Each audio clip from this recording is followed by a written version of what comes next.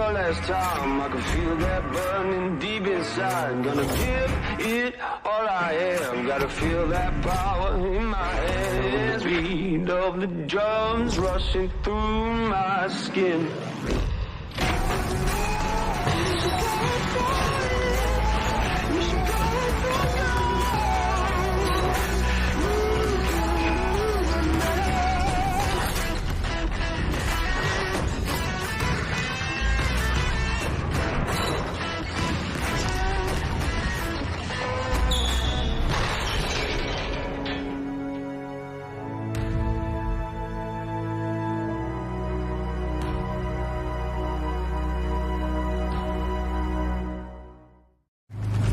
Just so athletic, physical, aggressive. Gordon all on his own. Gordon will jam it in. Woo! Showtime.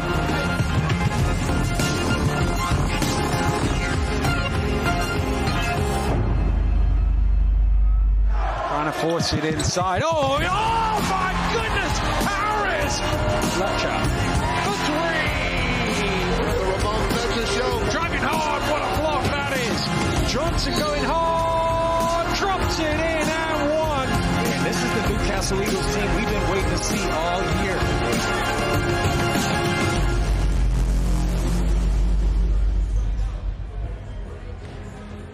Yeah, Justin Gordon is back to bolster the Eagles as they look to continue their league recovery in front of a passionate home crowd. We're live from the Virtue Motors Arena as the pride of the Northeast, the Newcastle Eagles, host the old enemy from across the border, the Glasgow Rocks. Very good evening to you. 30 minutes or so away from tip-off. It is a sellout crowd in the house, I'm delighted to say, and I'm also thrilled to be joined by the former Newcastle Eagle, Drew Lasker, the former Glasgow Rock, Kieran Nachara. So first things first, are we going to keep this professional, Drew Lasker? Well, I mean, this is Glasgow, Newcastle, so it is a rivalry. So I might give Kieran a few bows tonight. It's similar to what he did on the court, and the referee's never called it, so it makes no difference to me. I'm used to that. Could be getting away with it all night long. Great to see you both. Let's talk about these two teams that are in very different form coming into this game. Your Glasgow Rocks, Kieran, started the season so promisingly, but they've been on a real tilt recently. How come? Really struggling, and I think mainly because of defence, and the defence has not been carrying them. They've had injuries because of that, and the injuries keep coming. They've had no consistency, and I think that's why they're in a hole at this moment in time. The Eagles have had a mixed old season, but they're starting to trend upwards. Back-to-back wins. How much of that form is down to the return of Justin Gordon? Well, you've just inserted a two-time champion, a BBL Cup MVP, and let's not forget a defensive catalyst, which the Newcastle Eagles desperately need as they give up 90 points per game. It is a passionate crowd here, Drew, as you all know all too well, and it has been quite an erratic season by the team's high standards. Do you think that they've been underperforming and the fans, as a result, are a bit disappointed with what they've seen? Disappointment thus far. They've had injuries, but they weren't playing well before the injuries kicked in. But the players, they're not concerned about how they're playing now. There's still something to play for. It's the playoffs. So if they can finish the season as champions, all is lost. And we know how that story went last season, don't we, Kieran? Exactly. You cannot count out the Newcastle Eagles. All right, it's a busy old weekend even in the BBL. A packed schedule, starting with Plymouth hosting Bristol and tonight's earlier tip-off. The championship leaders Leicester are at home to the Sharks. Bristol play again tomorrow against the Lions. That's the first leg of their trophy semi-final. Cheshire are at Surrey in the league. The Phoenix return home to host the Patriots on Sunday, when it's the Rocks' turn to face the table-topping Leicester. Is that a good time to play them right now, Kieran, after they've just lost their first game of the season? No. Simple but fair. London beat the Riders last Sunday. That is the Riders' first league defeat of the season. Of course, they lost in the trophy to Bristol, but look at that. Leicester's 12-1 record in the championship season, sitting pretty, and they already have the BBL Cup in the bank as well. The Sharks, the Giants, and the Phoenix all have 8 wins, with Newcastle looking to join them with a third straight win tonight. The Lions and the Flyers have games in hand, both currently on 12 points, and the Rocks, well, they desperately need the win to stay in the mix. This is the second time that these two have squared off in a week. Newcastle and Glasgow met in the championship only last Sunday. The Eagles getting the win on the road. A huge first quarter for Newcastle in that game. 39 points they racked up. What were the keys, Kieran, to that fast start? They just shot the ball incredibly well, over 70% from the floor. They just could not miss, and with that gained so much confidence. The Rocks dropped their head, and boom, the first quarter, it was all over.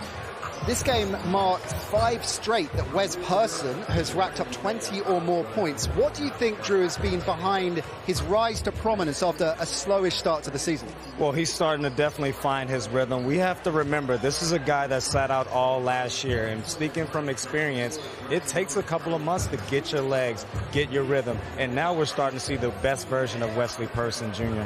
Now, one Newcastle Eagle that needs special mention is Mr. 27, Darius Defoe, a key player, of course, in this Eagles locker room even now. Last week, he reached another milestone, rising to 9th in the BBL in the all-time scoring charts. It's his 18th season with the Eagles. He's won 27 titles. My maths isn't great, but that's over 1 per season, right, Kieran?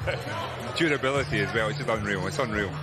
Incredible achievements in this game, and of course he's a player that Drew Lasker knows all about. We'll get Drew's perspective on why this man is such a key part of this Eagles side in just a moment, but let's hear more from Darius himself. He told us about his journey to Tyneside and what has kept him here for so long.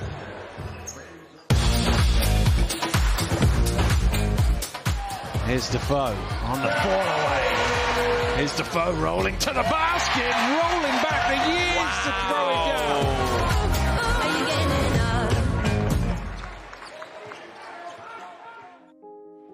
Originally from the Caribbean. I was born in a little island called Dominica.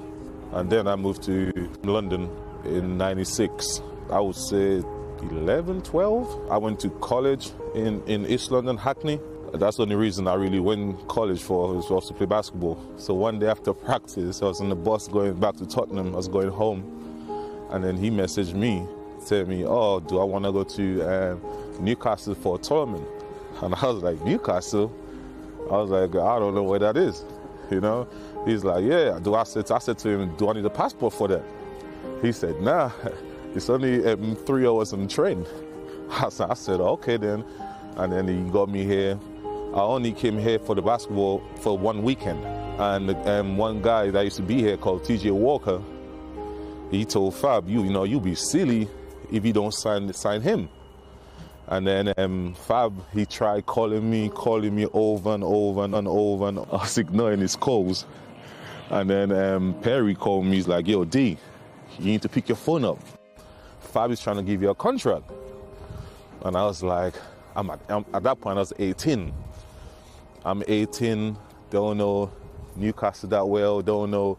I was like living home at 18, living with my mom, and I'm like, so I spoke to my mom. My mom went, yes, I want you out of London, because London is not really a good place at that time. And then the rest is history. I just see myself as a young boy from London, Dominica, moving to Newcastle and playing basketball. You can see that wherever you go in Newcastle, everyone is sports. It's either football, cricket, rugby, and basketball. So that's all. If the people in Newcastle think about is sports, people friendly. If you ask someone, excuse me, where is such and such and such, they will take the time and give you the direction, or they might even help you and take you themselves. Then in London, they might just walk right by you, and so it's a big difference. I see this as home. London's home, but here is home. You know what I mean? So I say yes, I am a part of the Geordie family. Very much a second home for Darius Defoe, because Drew Lasker, how much affection do these fans hold for this man? I mean, that was a great piece, by the way, and they love him. He's part of this community. He's out there in the schools. His children are growing up here. Just a great example for the Northeast. His latest landmark, 9th in all-time BBL scorers. What does that do for his legacy? Well, we know when it comes to these topics, it could be subjective, and everyone has their own metrics. But when it's all said and done, Darius Defoe has a chance to be one of the greatest basketball players to ever lace them up in the British Basketball League. Talk about the leadership, because you played with him for so many years, the leadership that he brings both in the locker room and on the court. Well, he's the sheriff. Most importantly, in the locker room, and every great team, you got to have that. You got to have that accountability, because Newcastle is a city that could be very tempting. So he keeps the guys in line and makes sure that they're focused on business first, and that's winning for the Newcastle Eagles. On a Friday night, you mean? He keeps them in check. As he reaches, Kieran, this stage of his career, what is his role on the Eagles these days? What is Coach Mack looking to from him? Well, I've been surprised, because actually at points in this season he has been the main player, you know. Yep. But he does what's asked of him, you know. He's scoring a little bit, but his defensive presence, I always said he was the disruptor.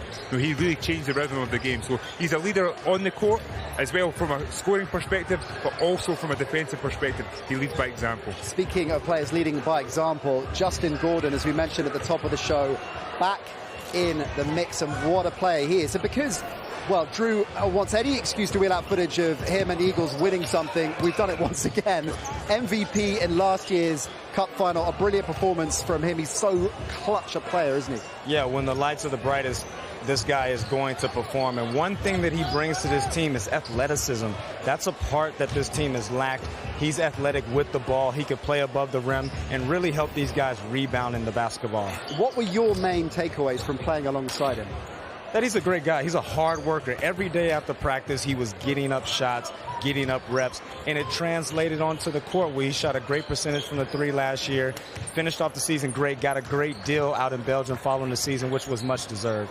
Look at his numbers after just a couple of games. Had an immediate impact, hasn't he, Kieran? Immediate impact. And you know, that another thing I think is amazing about him, he can create his own shot. You know, he's so athletic, has a great relationship with Fletch, but he can create his own shot too, which makes him really dangerous. Speaking of Fletch, based on his performance incidentally during the BBL Cup final when he joined the Sky Sports crew as part of our team, you two, Drew, might reprise your legendary on-court double act off-court, because he was absolutely flying there when he hangs him up, but he's not ready to do that yet. He has a tough start to the season, but he's absolutely answered his critics, hasn't he? Well, we say tough start, but he's averaging 16 and 9, 9.6 assists a game, which is as high as in his career. At the very start of the season, though, he was under fire and under pressure a bit because he wasn't in his typical groove, and he's turned that around. Yeah, absolutely. Remember, he showed up late, and so he didn't have a rhythm at the beginning of the season, but he's turned it around. You see the stats there, and 5 out of his 7 seasons, he's led the BBL in assists. Missed the consistency. As we know, different styles of floor generals in the BBL. How would you compare Fletch's style to some of the other players we see? He's feisty. He's a great person, a great human being, and he's just added to his game every year. In particular, the shoot. He didn't shoot that well when he first came into the league. He's always working to improve his game. Right up near the top of the BBL for that. Wesley Person as well, incredibly strong, in particular from downtown, ranking 4th in the league right now. How will the Rocks look, Kieran, to limit his looks tonight? Well, I think he's become a lot more efficient scorer. You know, at the start it was a lot of volume, so it's tracking his movement off the ball. He's getting to spots right now. Fletch is always finding him on a dime, so they have to stay attached to him. You can't help off him too much, because the open shot is knocked down these days. Some of the key Eagles we'll be seeing on court in a few moments' time. Next up, we'll take a closer look at the Rocks, led by the only player coach in the BBL, Gareth Murray. Love, it's not much love. No, I like to be in control, so it's good that I have control of the players. It's obviously a difficult job being able to play and coach at the same time, but no, being in control and still playing the game I love.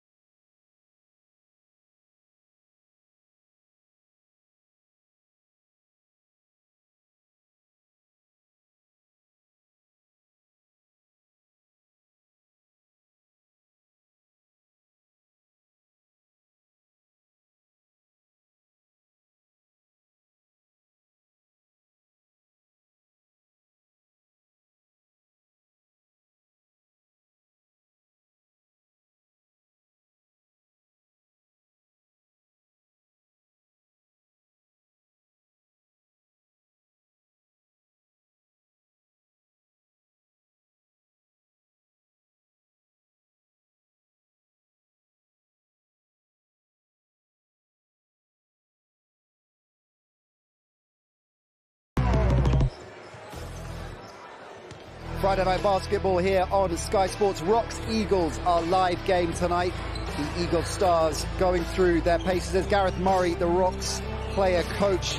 The Eagles more the form side right now after back-to-back wins. The Rocks in a bit of a slump. They've lost 5 straight in the league, but they have a trophy semi-final coming up against the Phoenix and a great shot at silverware. So Kieran, it is imperative that they start finding their groove again soon. They definitely have to find their groove, and what a better motivation to get to a trophy final, you know, in Glasgow. So I'm sure that right now they're on their mind. They have to get back on track. They had a good cup run as well, of course, losing in heartbreaking fashion, let's face it, in the semi-finals of the cup. Is it a coincidence, do you think, that their struggle, their dip in form has come after that defeat? Like I said, I think that everything that all happened at once. It's the injuries. You know, you talk about tonight. You know, you've got Johnson back now. You had Hillsman out for tonight. No, they just cannot find that consistency. Did it knock the stuffing out? I guess is what I'm saying, because they were that close to the final. You could see it. It was demoralising. You know, and I think they put a lot into that. They believed that it was their year, and that was demoralising. But they had to pick themselves back up, and a great place to start tonight against their rivals, the Newcastle Eagles. Drew, we're seeing the players warming up, but no JC Hillsman, as Kieran mentioned. He's their leading scorer and their leading rebounder, so clearly he's going to be a loss tonight. How significant will his omission be? Well, it's going to be huge. You know, Hillsman has brought consistency from the three-point line, which has helped the Glasgow Rocks be #1 in that category. And he does all the little things like you mentioned. He rebounds, and he's tough. He can guard the 4. He's a very versatile player for the Rocks. Gareth Murray, the only player coach in the BBL right now. How difficult a gig is that, Drew? Well, I mean, I compare it to trying to be a great father and a great husband. It's a difficult task, right? I mean, if you asked me to be a player coach, you set $1 million on the table, I would kindly decline it. Well, my wife definitely knows that I can balance both. So let's find out a little bit more about the key part of this Glasgow Rocks side, not to mention a regular fixture in the Team GB setup as well. We went to meet him a little bit earlier on to find out a bit more about what makes him tick.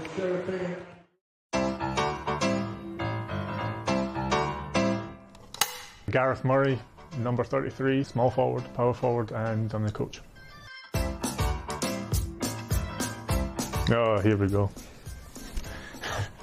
Smart. Come up here, hand off. Whatever you guys do up here, make sure you got the ball. Bryce, you're going to be in the corner. Emotional, funny.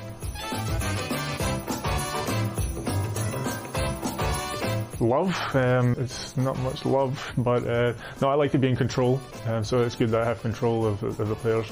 It's obviously a difficult job being able to play and coach at the same time, but no, being in control and still playing the game I love.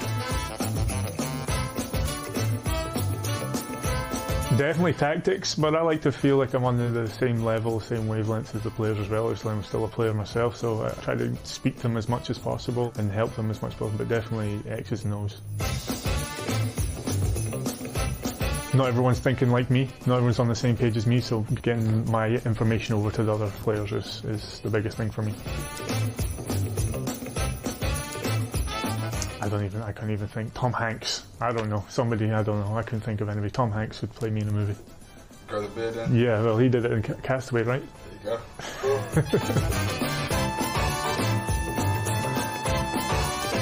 go. Invisible, just disappear. I'll have to talk to people.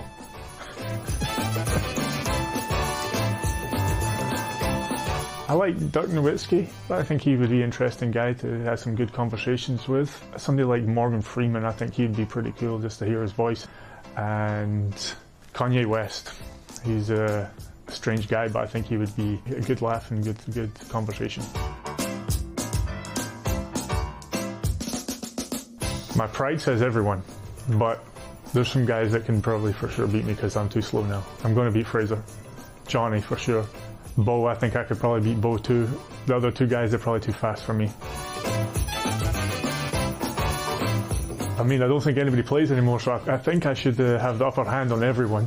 I'm going to probably go with Tipa might be the most difficult.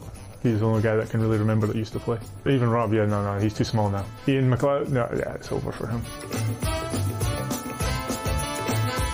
For us this year, our goal would be to get as far as we can in the cup and the trophy and finish as high as we can in the league, which is, right now, the league is very, very tough. Everyone can beat everyone, which is, there's no easy nights, and our goal for us would try to get that top half of the table. Kieran, you go way back with him. So first things first, how disappointed are you that you weren't invited to that dinner party? Absolutely heartbreaking. Like, it's probably because he knows me. That's why I wasn't invited. Kanye just got the nod ahead of you. It is year 2 of him being a player coach. What are the main changes that you've noted year on year in terms of both his coaching and what that's meant in terms of his on-court appearances? Well, I think he's been the willingness to take that back seat and actually really kind of probe the game. At the end of the last season, he did a lot more coaching, but he's found that balance and trust his players on the court when he has to take a back seat. So I think he has developed a lot. New recruit Vance Johnson, 6'9" American, played college ball for Wisconsin, some NBA G League as well on his CV. What have you made of his start to life as a Rock? Yeah, so I haven't seen enough yet. Like I was saying, they had many before who brought rebounding. Then they brought in Green, who had the 3-point shot. I haven't seen his identity just yet. He has to do a lot more of the garbage work if he really needs to get a good fit into this team. Jordan Johnson started the season in blistering form, Drew. Has he been able to keep that up? Absolutely not. Like you mentioned, he was in the MVP conversation at the beginning of the year, averaging 19 points a game. But what caught up to him? The minutes in which he leads the league. And over his last 7 games, he's only averaging 10 points. So, the injuries, the minutes are starting to catch up to him, unfortunately. Jordan Harris, capable of spectacular plays, even if the whole game isn't quite flowing for him. Definitely Mr. Resilience himself, Jordan Harris. High flyer. But he does all these little things too. And I've seen a big improvement in his confidence and willingness to shoot the 3 now too. Adding that dimension to his game makes him extremely dangerous. You mentioned some of the defensive issues the Rocks have been facing in recent weeks, particularly during this slump of form that they're in. More specifically, what are the issues? What do they need to correct and tighten up? I think they're just giving up too many easy baskets. Right now there's not that willingness, and I think it's because of the lack of depth that they've used in their bench. They're not willing to foul, so they're kind of playing with a back seat and allowing easy baskets. And they've been scoring so well in the offensive end that essentially they're trying to just outscore teams. They have to get back to basics and really tighten up defensively. How does that sit, Drew? A team with that mindset, that MO to outscore the opponent. How does that sit with a team like the Newcastle Eagles and the way that they play offense? Well, it will win you a couple of games for sure, but it ain't going to win you a championship. So if the Newcastle Eagles has aspirations on winning and lifting that playoff trophy, they got to get stops. They got to get less than 90 points per game for sure. Defensively, they've got to sharpen up, but offensively, things have been much more as we'd expect. What are the reasons for that? We talked about Fletch really step up and showing us why he's the 2-time MVP. But what else? What else is the key to that? Their shooting has improved. In particular, since January 21st when they played Manchester, put 113 points on the board. The team started to get some confidence. The guys are starting to play better. You mentioned earlier about Wes Persons averaging over 20 points his last 5 games. So they're starting to get rolling on that side of the floor. They've got confidence. The Eagles are coming into this game very much on a roll. We caught up, Drew, in fact, caught up a little bit earlier on with their coach Ian McLeod as well as the Rocks head coach Gareth Murray.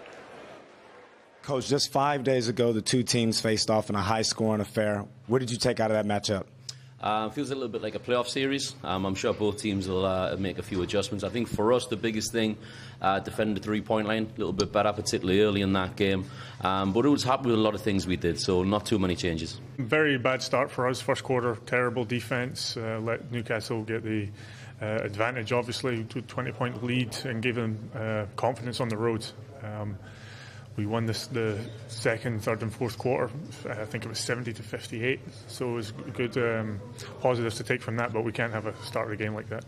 Any tactical adjustments tonight? I think just more of a focus on them as far as the scout report and executing that. We played very well, but I think that's probably an element we want to improve tonight. Yeah, I've made a couple of changes. We have Jordan Johnson back as well, who didn't play on Sunday.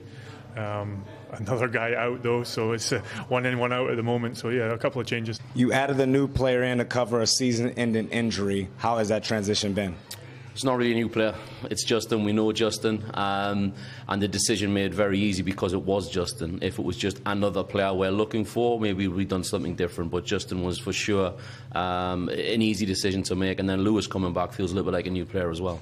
Vance has come in. He's played 4 or 5 games now. He's starting to pick up where we want him to be. It's still middle of the season. We're trying to integrate people who got injuries. But he's picking things up. And 8 losses on the season so far. What are the keys to getting 2 points tonight? Forgetting about the 8 losses, forgetting about the 7 wins, and treating this just as what it is. Win the game, execute a game plan, get the scout report right, and it's a cliche, but take the game as they come. For us, it's got to be our defence. It's got to be defence. We know who their threats are. We know what we need to stop. Don't turn the ball over. Give Newcastle their traditional fast break offence. In any matchups that the fans should be honed in on tonight? I think Johnson, if he plays, for sure. Johnson and Fletch, 2 great players, 2 experienced players, and of course Ali Fraser. You know, no pun intended, but the rock for them. You know, he's been around the league a long time. So I think Ali and Darius is an interesting one too. I think there's the key ones: Ali Fraser and Defoe for sure. You got Fletcher and either Jordan Johnson or Johnny Bunyan. Who knows? We'll see how it goes. Johnny shot the ball well last week against Fletch, but I think it's just it's a whole round team game tonight. The Rocks leaders in the BBL from the 3-point range. JC Hillsman and Johnny Bunyan instrumental in that positioning. No Hillsman tonight, as we've said. So how will that affect their offensive game plan? That's a big loss. You know, Hillsman has been shooting the ball really well, and they're not at home. They shoot the ball extremely well at home. Now they're in a 3,000 fans screaming with different rims. It will be a big loss to them. We're experiencing that noise firsthand right now, I can tell you. Newcastle points in the paint, best in the BBL. When we're talking about the Rocks' defence and the struggles there, is that a big mismatch tonight? You know what, like I said, it is a mismatch. They have to really tighten up on that. The Rocks have to take advantage of that from a scoring perspective, get the ball into Ali, really go to work down low. In terms of individual leaders, you mentioned, Drew, how many miles on the clock Jordan Johnson has had this season. Ditto Ramon Fletcher, leading the league in minutes. So how important is it that the supporting cast for tonight steps up for both sides? Extremely important. This is the time of year when injuries start to creep in, the legs get heavy. So both of these teams need their other guys to step up and carry the torch and carry the load. All right, a crucial game for both teams. Newcastle want to capitalise on the brilliant form they've been in. The Rocks want to arrest the slide as they look ahead to that BBL Trophy semi-final. It is keenly poised, and it's coming next.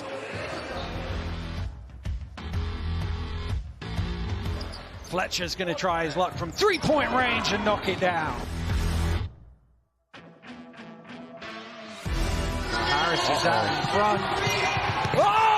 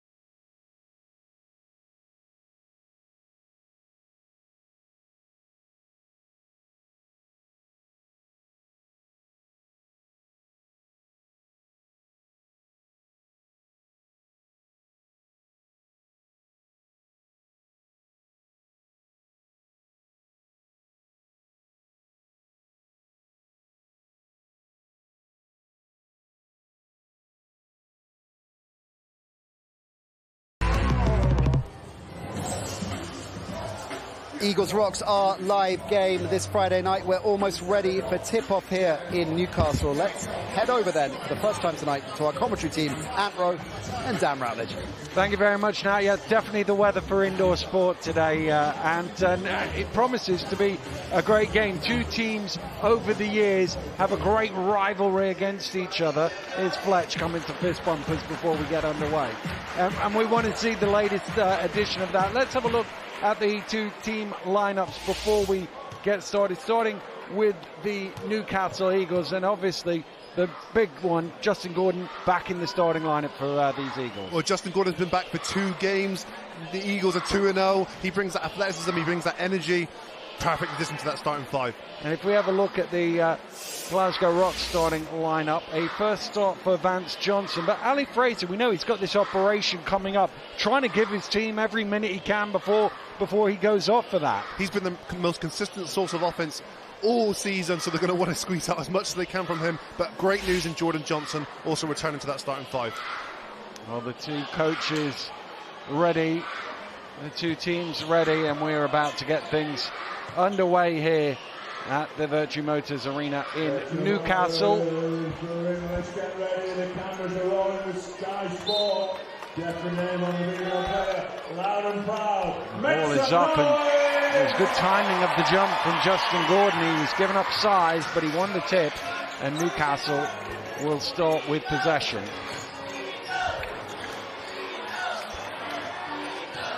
Justin Gordon looking to attack quickly and get the first score on the ball. It's a great move there. Justin Gordon's got that foot speed there, so he faced up there, attacked the rim, and he jumped so high, unblockable shot. There's Harris. Vance Johnson down to Fraser at the high post. Shot clock getting low here. Nice pass, but a great challenge by Person with the block. And he's blocked again. Fraser. Newcastle come away with it. Out to Fletcher. And Defoe, he was waiting to see if they could finish that off without him, but joins in. Well, it was no conversion there, but what patient flowing offense there from the Eagles. Johnson for 3, way too long on that. Kieran was mentioning how much better they shoot at home. Their record away from home is not very good. Here's Jordan Harris driving hard. And they can't get the ball in the basket at the minute here, the Rocks. Johnson for 3. That was overcooked as well. Vance Johnson with the offensive rebound. Finally it goes in. Wow, big strong putback there from Vance Johnson. That's an encouraging sign, because for me, he's a guy that has to step up and do more for this team. Corey Johnson, a lot of room at the three-point line. He knew it was short, but it bounced to Gordon.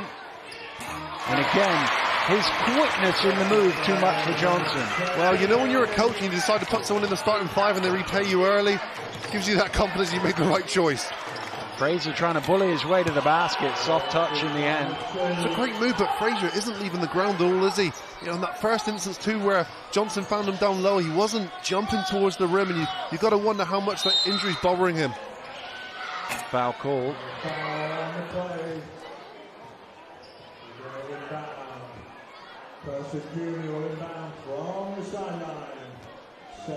Be a Newcastle ball from the side.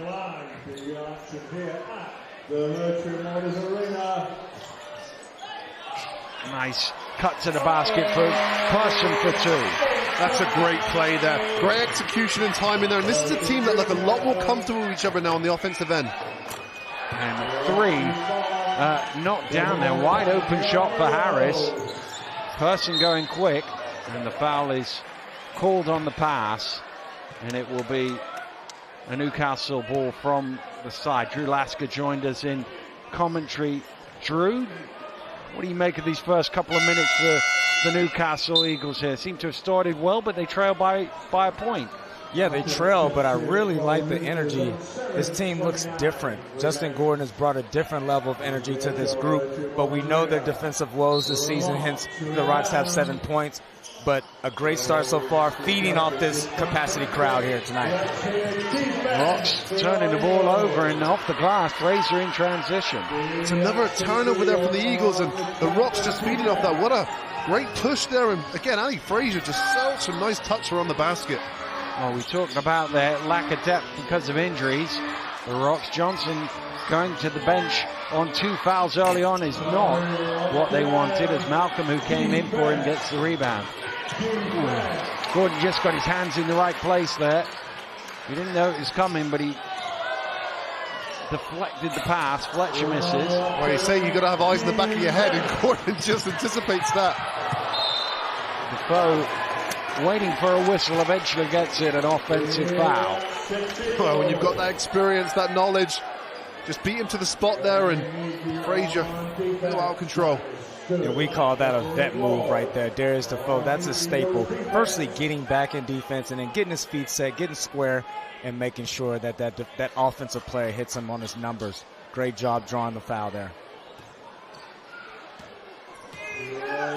First 3 fouls of the game on the Rocks, most concerningly, 2 of them on their starting point guard. Here's Defoe to Gordon at the top of the free throw line, and well, he wasn't here last year, Johnson, but you got to know that's his shot. Yeah, it's going to be a long night for Johnson. I can see it in Justin's eyes. He's ready. This is his first opportunity planned. No, actually, it's his second opportunity planned in front of his crowd, but his first time starting. Nice shot from Vance Johnson for 3. And that already takes Vance Johnson to 5 points personal. He's averaging 3 points a game, so he's already up and above his average. And again, all it takes sometimes is one come-out game, and a player's season just churns just like that. Harris off the glass, and well, the Rocks lead here in Newcastle, and actually the reason they lead is transition, just getting out on fast break layups. When they've got into the half court, Newcastle have looked all right defensively, but if you give it away like that, this guy is great in the open floor. Yeah, they've done a great job of bending, not break. That's what Harris' MO is, getting out in transition, finishing high above the glass there. And they've done a great job settling into this game, the Rocks. Newcastle's giving them some confidence early, which is what you don't want to do to a road team, which Gary Murray actually mentioned in his pre-interview what the Rocks did to Newcastle last week on the road. So fans, you buckle up. Both of these teams give up 90 points, so we're going to have some high-scoring affair here tonight. I know, with no crystal ball intended, you know, that's the one thing you would say about this game is going to be a high-scoring, high-impact there down the offensive end for sure. Both of these clubs scoring 9 points a game, but also these guys are the 2 worst defending teams in the league. So logic, history would tell you that it's going to be a high-scoring game, right? Certainly would. And mentioned the Rocks form. They are 3-1 at home in the league, 1-7 on the road in the league this season. But what that does tell you is they've still got a lot of home games to play, because they've only played 4 at home and 8 on the road. This will be number 9. So their schedule should finish nice if they can get everybody fit. Yeah, but the thing is, it puts a lot of pressure on you to make sure you win those games at home if you don't pick up a couple wins on the road. So speaking, you know, Rocks is a team that shoot really well, depend on their three-point shooting, and typically at any level you don't shoot well on the road. So that's where their struggles come.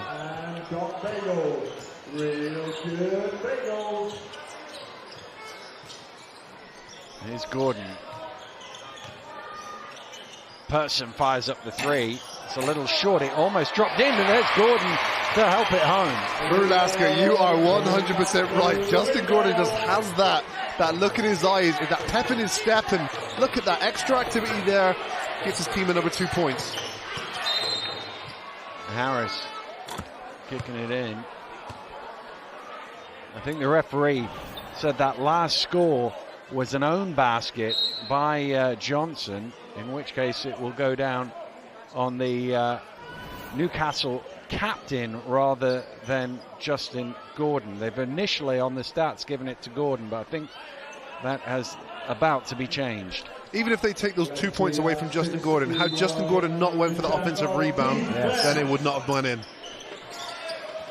Well, they're going to give them to Fletcher, so he gets the offensive putback instead. Gordon with the steal. Here's Fletcher. Kick back, but only to Fraser, Harris in transition, long stepping his way to the hole. He is so good in transition. He's so athletic anyway, but his quickness is just that added attribute there that gets it done on the offensive end when you're pushing the ball like that.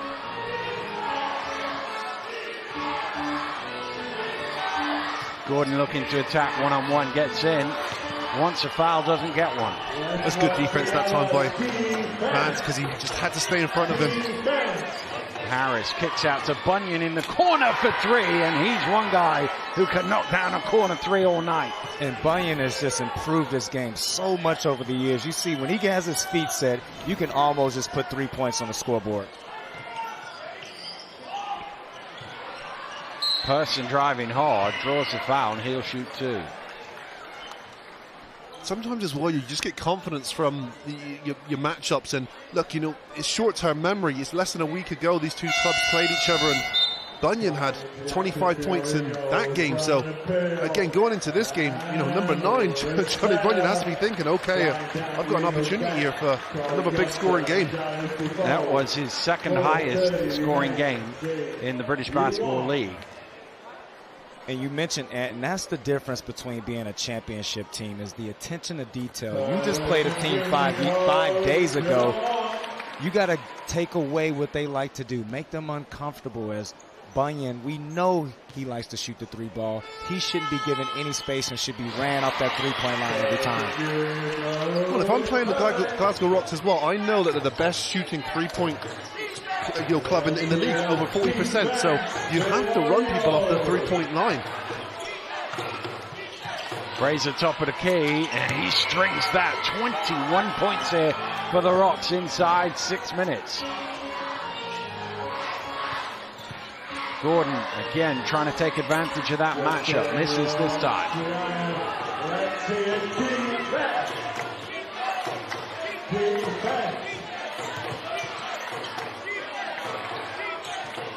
Bunyan. Harris. Down low to Fraser, spinning nicely, kicked out to the corner, and Malcolm for 3. Offensive rebound by Ali Fraser, who drops it back in. Wow, for someone with one working leg, or one working foot, excuse me, he got after that offensive rebound, and what a putback. Are we sure he's injured? Well, he's looking pretty good right now. I'm calling the Glasgow Rocks bluff. He's got 8 points and 3 rebounds already in this game as Person puts up the high often shot.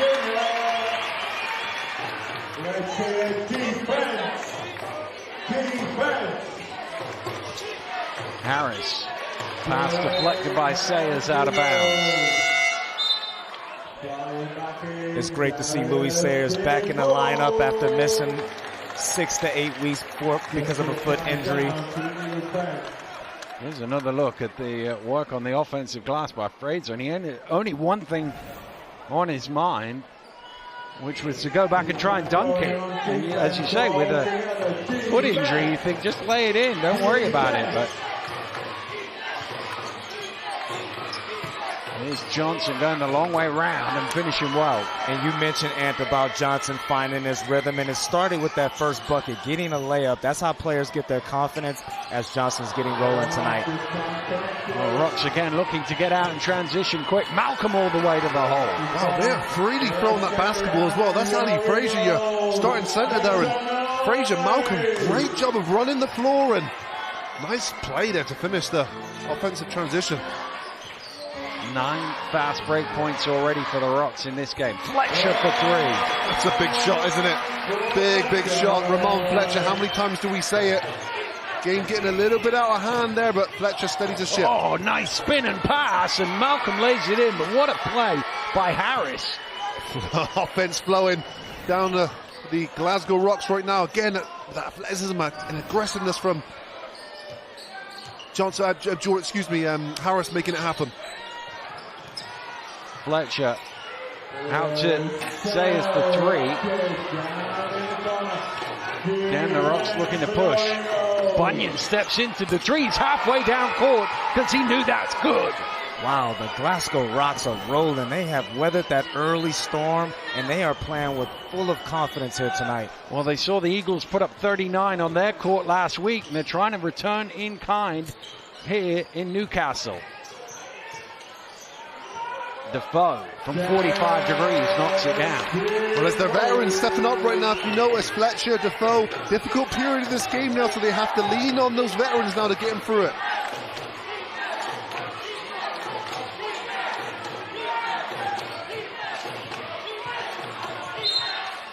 Fletcher with the reach is called for the foul. Not been very many fouls at all in this game. I feel like the whistles have been far and few between, which is great. It's what we like to see, but this game is certainly fast flowing. Well, Jordan Johnson might disagree with you as he got those 2 early ones, but everybody else is on your side there, I think. That pass a little out in front of Bunyan. Fraser's going to try his luck from 3-point range. Johnson going after that offensive rebound is called for the foul. Wow, again, good intent, good aggressiveness there on the boards. Wow, I don't see a foul there at all. Great play. Well, the referee did across the arm, he said, and because the ball's in the air and the Rocks are over the limit, it will be 2 foul shots. And it's almost like the Rocks saw that league table at the top of the show and said, man, we're outside of the playoff bubble, and we must pick up a win tonight or start picking them up fast. I mean, I said it to Daniel, looking at the table, they're on 4 wins, they're out of the playoff. I think, wow, they've slid all the way down, outside of playoff contention, outside of playoff realm. So, you're right. You look at it, you think, wow, that's quite alarming. Well, worryingly for them is Plymouth are currently winning in the 3rd quarter down at the Pavilions by a basket. And of course, they won't move back into the playoff places if Plymouth win again. They are certainly a team on the rise, the City Patriots. And that's a team that nobody is going to want to face here coming up during this final stretch. Hendry driving through, has it knocked away. Sayers. Peel trying to use his strength against Hendry, and he does everything but finish. That's a good move there from Peel, and he's someone who's got to settle himself into this game. That was his first shot of the game so far, and again, a very useful score, 11 points a game. But credit to Glasgow Rocks' transition defense. They've done a great job here in the first half of containing the Newcastle Eagles' fast-paced play. Knocked away by Defoe, who was trying to convince the official it was their ball, and it wasn't.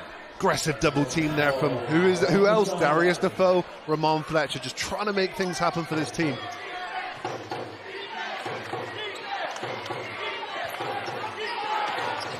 Bunyan late in the shot clock here, needs to get it away. He's turned over. Oh, Sayers had time. He didn't realize it. That might go out of bounds before the buzzer. No, it does sound. And that will do it for a very good first quarter for the Glasgow Rocks. Their offense has been flowing here in Newcastle. They have opened up an 11-point lead. It's 21-32. We'll have the second quarter when we return.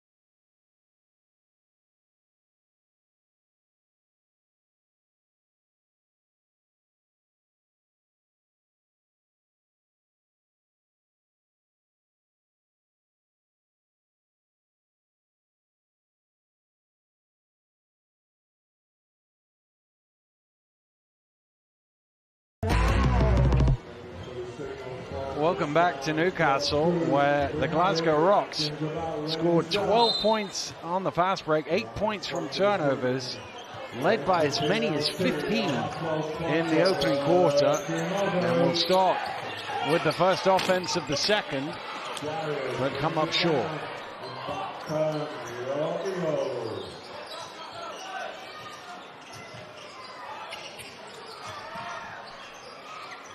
There's Williams in the corner for three, knocks it down. And that's the difference with these two teams. When you score the basketball as well as both of these two clubs in terms of 90 points a game, a 10-point swing is nothing. You know, when you look at clubs that are, you know, a more defense-oriented, 10 points seems like so much of a gap. So, you know, don't be fooled. There's shooters on the court right now that can disintegrate this 10-point deficit in literally minutes.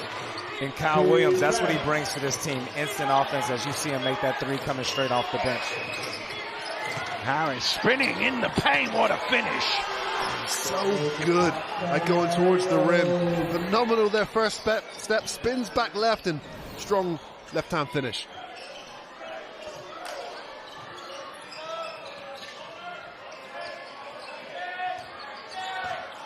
Peel. Good hands from Harris to deflect that away. Must have touched Peel on the way out because it's a Glasgow ball. That's good digging down there and helps. Because Henry's not a guy that plays heavy minutes. And my initial thought was Boban Jokdomny was injured today because he wasn't that first choice big to relieve Ali Frazier. But he's in the game now, so we'll see how his health is. Here's Harris again driving. He actually hit the net with the pass. And wow, underneath from Fraser Malcolm to lay it in. Well, he's been a positive spark for this Rocks team and fearless mentality when attacking the rim so far this evening. Well, it looks like he's brought his confidence from the slam dunk contest 2 weeks ago into this game tonight. Off the mark, rebound Malcolm.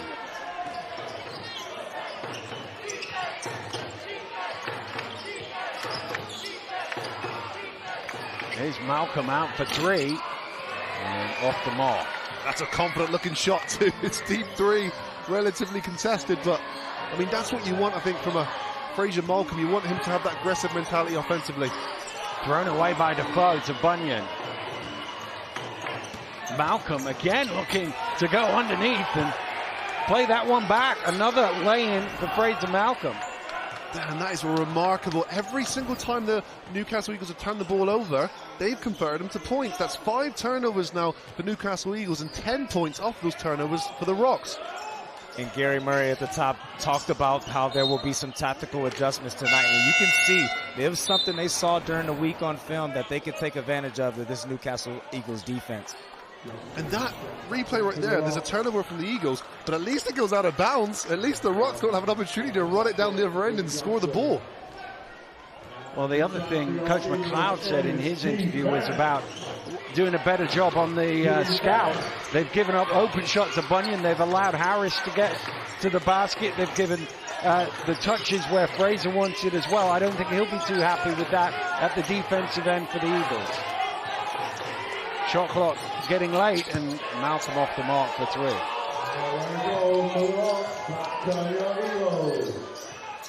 Johnson couldn't get it over Malcolm. It'll be an Eagles ball. A lot of active hands here tonight from the Glasgow Rocks, getting those hands up, getting deflections, but most importantly, getting back in transition, slowing down this Newcastle Eagles fast break, settling their defense and making them score here in the half court. Fletcher working the pick and roll with Gordon, goes to Defoe instead. His shot bounces off the iron. Here's Johnson, he's trying to make up for lost time, having sat on the bench in foul trouble in the first quarter. Bunyan for three at the top. Jack Domney with the offensive rebound. He's fouled by Defoe. They did a good job as well crashing the glass, the Rocks. That'll be their 5th offensive rebound, and they've done good. You know, it's been good activity from them going after it. Well, I mean, you say 5 offensive rebounds. There have only been 6 defensive rebounds for the Eagles, so they've had almost half the misses. getting them another chance. Jack Domney, top of the key. Johnson with the defensive rebound. Williams into the paint, floats it up for two. That's a really good start from him. Kyle Williams, someone who's been in and out for injury, but quick 5 points for him being introduced into this game.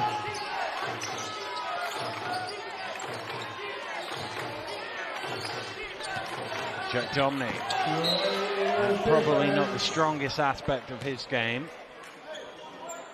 Well, you talk about attention to detail, Dan. It looks like the Newcastle Eagles, these last two possessions, is locked in a little bit more as they've given Jack Domney a 15-foot jump shot and have him attacking the basket from 30 feet. That's what you want if you're a Newcastle Eagle.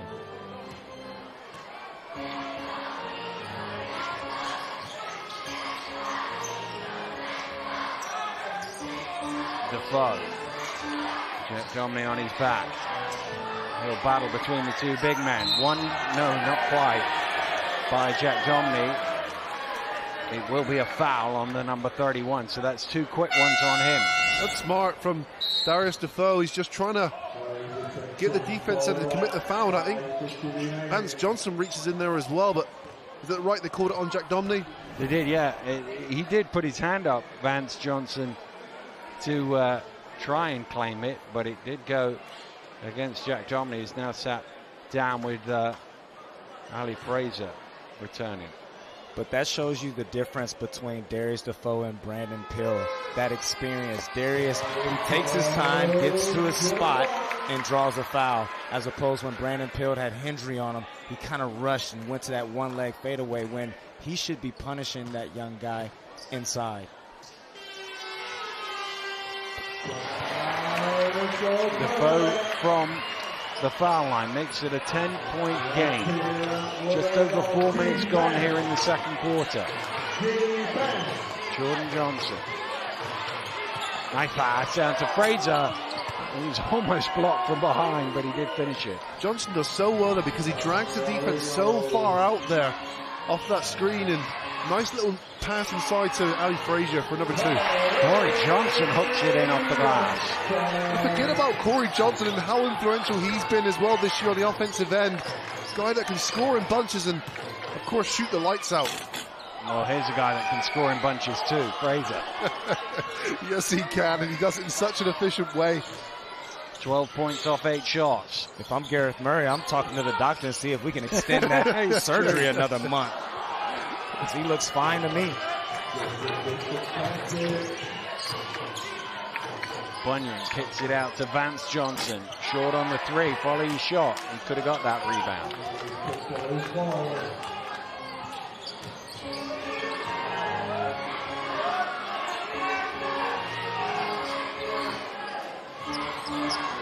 Fletcher just straddling the three-point line off the mark. Another quick pass down court. That'll be a goaltender. It goes in anyway. There's a couple of times they've just beaten them over the top like that.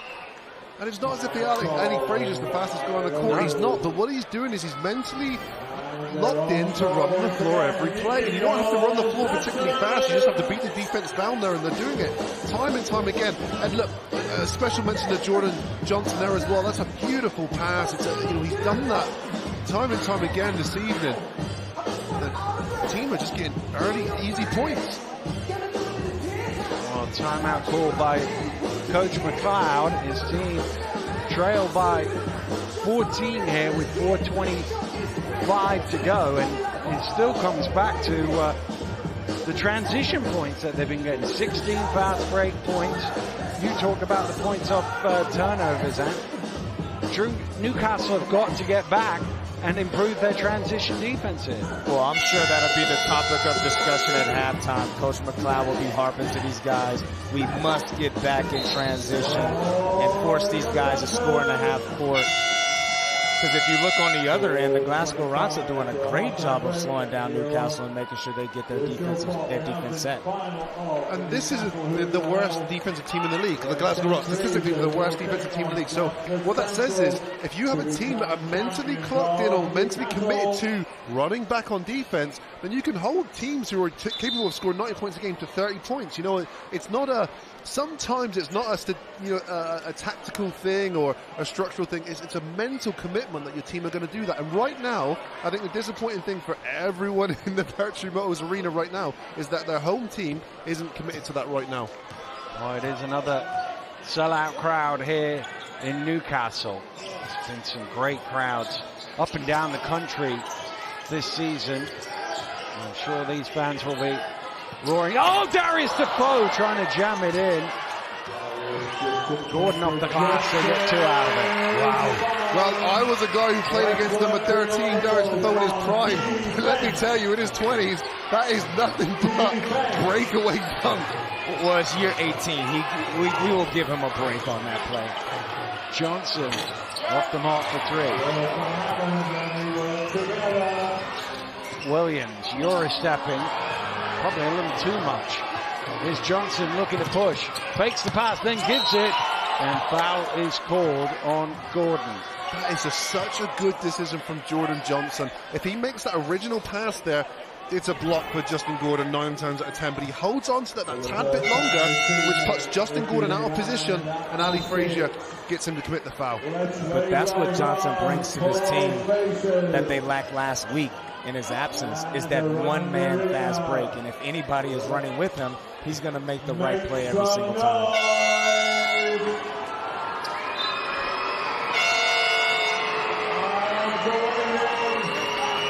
Substitutions both ways.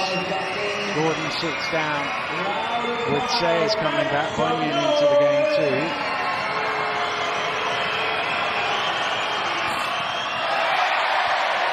Well, the fans playing their part, making it difficult.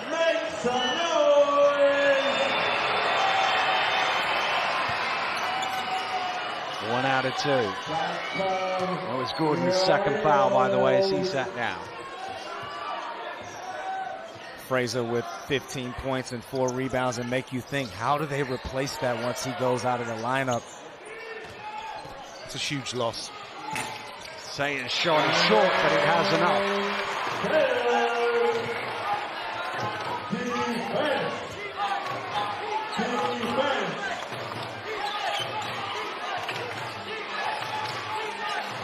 Harris attacks, drops it off to Frazier, who lays it in. Penetration's absolutely killing this Eagles defense. Again, it's Jordan Harris with that quick first step, and Frazier with the finish. Johnson all string for 3. Corey Johnson starting to heat up. Harris, oh, what a block from Person. Fletcher driving in and finding a way off the glass. And the Newcastle Eagles just chipping away at this. They've got it down to 8. Tremendous block from Person. And Newcastle showing they can get points in transition as well, forcing Gareth Murray into a timeout. Showing the Rocks a little bit of their medicine there. They are able to get a stop. A phenomenal defensive play there by Person Jr. and Ramon Fletcher finds those gaps, and that left-hand finish for him. Well, Glasgow with 47 points on the board here before half-time. That is a guy who is a highlight reel, going for a big jam and being denied. How many times have we seen that right there? Ramon Fletcher goes right through the contact there, and that fadeaway left-hand floater and layup. It's a really important period of time here. 2 minutes 31 as you lead into this half-time. But basketball is one of those sports. Momentum is everything, and you'd want to be the team with the momentum heading into half-time. Well, it's a weird thing, the way that Glasgow played in the first half. They could go in the lead into halftime with a 5-point lead and feel disappointed about that because they've led by 15, and yet if you said before the game you get a 5-point lead at the half and you've not come on court in Murray, he would have been happy with that.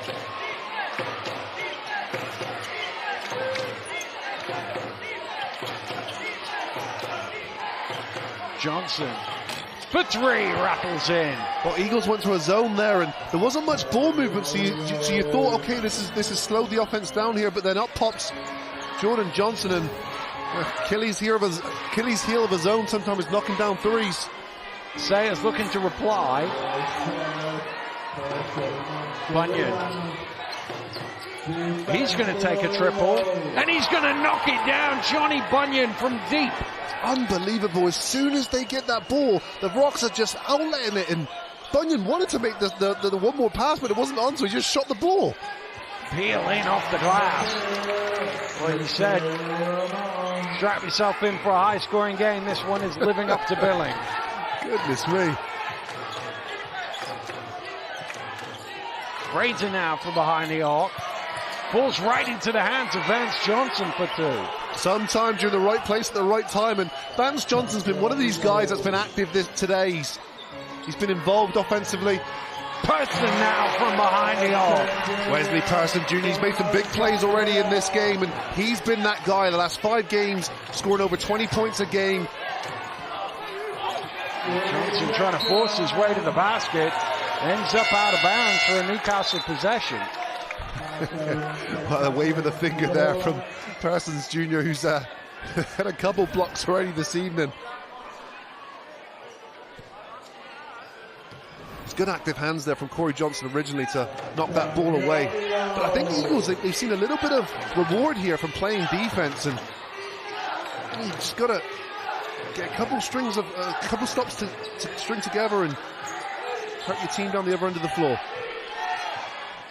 Fletcher. Sayers in the corner for three, off the mark. Peel almost had the rebound, but Rocks come away with it. Harris slows it down, then attacks.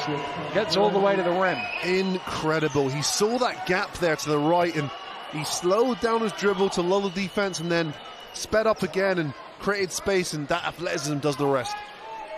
Well, the shot clock is on, but they're going to run most of it down here. Newcastle, well, they're not anymore because the foul has been called on Johnny Bunyan for the hold, so the shot clock will go off. And before we do that, I think Coach McLeod is going to call a timeout here.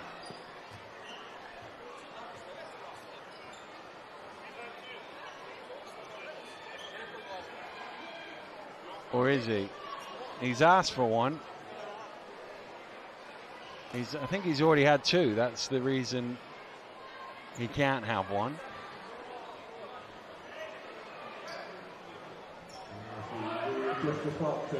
So it'll be a sideline ball.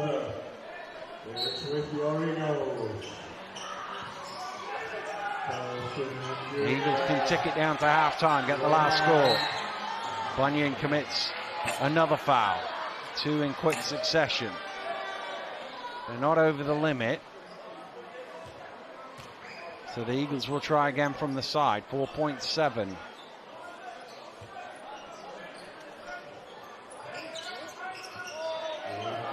Person drives into trouble, gets the shot away, and it drops. What a tough finish that is from Wesley Person. That really was. He was so patient as well. Clock was winding down. He's got a bigger defender on him, but he gets a little bit of a fadeaway there. Jump shot, gets himself enough space just to get it over the hands of the defender, and what a play. Well, he gets a fair bounce of the ball, but he deserved it for his effort there. But it's still been the Glasgow Rocks first half. They lead by 11. And the way they've crashed the offensive glass and given themselves second chance opportunities, you look at their shooting percentage, 19 of 27 for 70% from two. Yeah, and they've done it by sharing the basketball. You look, 18 assists there. They've been passing the ball, it's not over dribbling. I really like what they've been doing on the boards as well. 21-14, battle of the boards in the favor of the Rocks.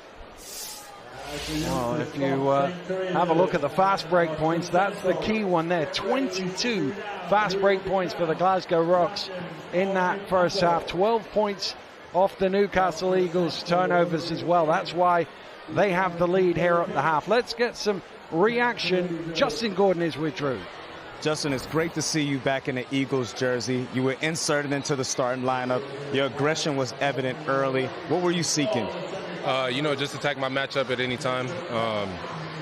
Just being aggressive, getting to my spots where I want to be, and got to pick it up on the other end, though. Mentioned on the other end, you guys gave up 57 points in the first half. What's urgent on the defensive side of the ball in the second half? Literally what you said, just urgency. We come out there with a little bit more. We can be in the right spots a little bit quicker than we have been, and we can get those stops, get those rebounds that we need to get. And last year, you played a whole season where it was completely empty in here. How does it feel to experience this Eagles crowd as there's a sellout here tonight? Oh, man, that's great. We need to just turn this around so we can see them get live.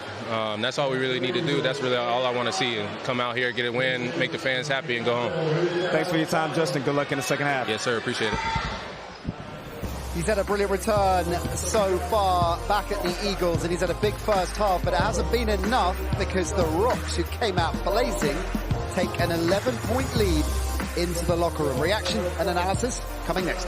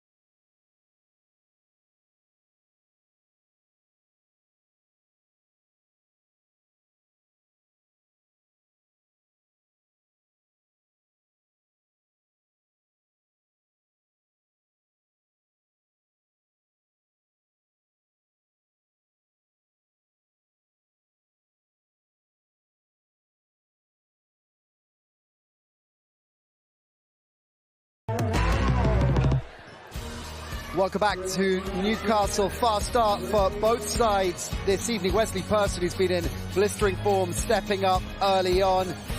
But the Rocks in particular, Johnny Bunyan was on fire from downtown. So many contributions from across the roster. The Eagles rallied, and defensively, Newcastle tried to stem the flow, but it is an 11-point lead at the half for the Glasgow Rocks, and the numbers underpin why they are in control of this one at the moment. 32 points in that first quarter. Look at that field goal percentage of 70% for Glasgow, 21 boards for the Rocks to 14 for the Eagles, and maybe most crucially of all, Kieran Achara, fast break points of 22 for the Rocks to 4 for Newcastle. No, it was exceptional, and you see that 70% field goal percentage. It's because of those fast break points. They're getting easy stops and making it into easy baskets down the other end. The Rocks started very much how the Eagles started the last game between these two, didn't they? Very much, and you know, we all talked about defence at the start of the game, defence, both teams, both coaches, and it's just scoring. It's a great spectacle for a neutral fan. We could pick out a number of Rocks players. We've taken three. We'll start with Vance Johnson, one of their new recruits, of course, who had a big impact early on, didn't he? Yeah, I was really happy to see, you know, he got off to a good start. You know, we were talking about finding that identity. That's that garbage points, second chance points, fighting for rebounds. There was another one, then he was stretching the floor, showing that he can shoot the three, had a little bit of range. And this one was the most impressive to me because it was composed, nice touch, and it just shows the glimpses of what he can do. Ali Fraser, what a half. He had 16 points, 4 boards as well, and imposing his physicality at both ends of the court. Yeah, we talk about him being hurt and getting ready for surgery, but he does what he does best. He knows his body. He's got that mid-range jump shot too, but he was composed, using those long shoulders, and this is another one, a fast break points, attacking the basket, running the floor and just beating everyone down the floor. Just on that injury, it's meaning he's going to have an operation and be out for the season. Anne mentioned it in commentary, just how difficult is it going to be to replace him? I mean, he is irreplaceable. You know, he really is. He adds so much to the team, but at the same time, I think the team is going to have to find another way to score in multiple options, and I think Vance Johnson can start there. They've certainly got a lot of options scoring today, including Johnny Bunyan. Now, we know he is one of the most dangerous threats from downtown. The Eagles know this. The whole of the BBL knows this. So why have they allowed him to have this much room? He's just getting wide open. This is a perfect example. No one's guarding him, wide open for the jump shot. So, like I said, Johnny Bunyan's going to hit those shots. They have to tighten up defensively.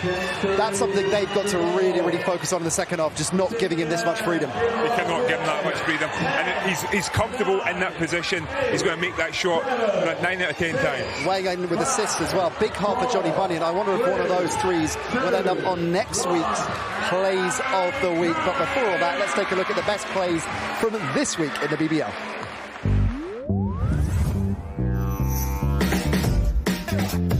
Eagles managed to come away with the ball. I'm not sure the defence was...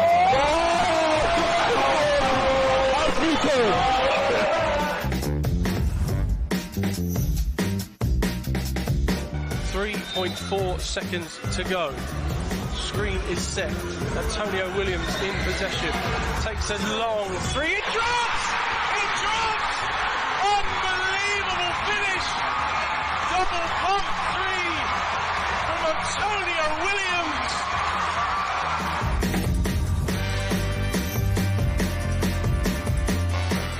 One Stick Williams Jr. Fine Stick Williams Jr.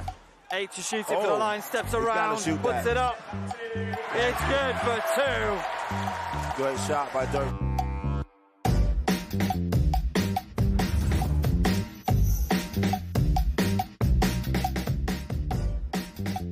Oh, that's a good move. Beautiful behind the back. Oh, did he go behind the back? Pass. Did he go behind the back? That is unbelievable. Josh Ward Hebbert. Triple. Whoa.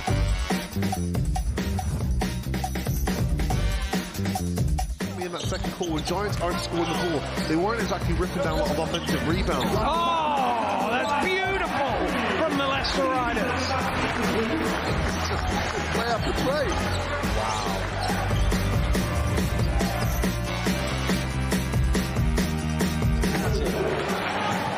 Jackson to Whelan. Whelan, oh my! What a block from Anderson. Goodness me. What a play. He came right across it.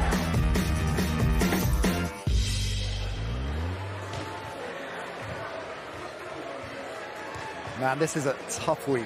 This Kieran. was a big week. I saw the Jamal Anderson, and the moment I saw that drop, that Kieran's going for this one, right? But no. There was so many big plays, but to me, it had to be Williams. It's context. You know, from Manchester, it lost them the game. They were disgusted, so therefore, that play was disgusting. Beautiful stuff. Well, it is the keenly poised here in Newcastle because the Rocks have blazed into a strong first half lead. We knew their offense could ball, but their defense has stepped up, holding Newcastle to 46 first half points. Second half action is coming up next.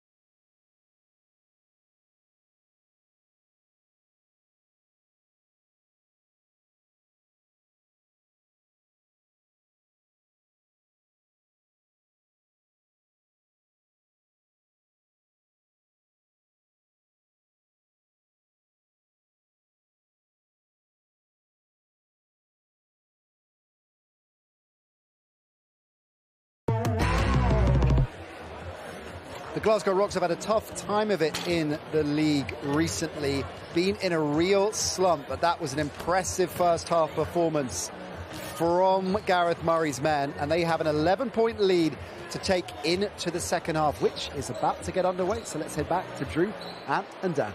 Thank you very much, Nat. Yes, indeed. A bit of a rivalry. I know that it's still a long way to Glasgow from here, but it's the closest, if you like.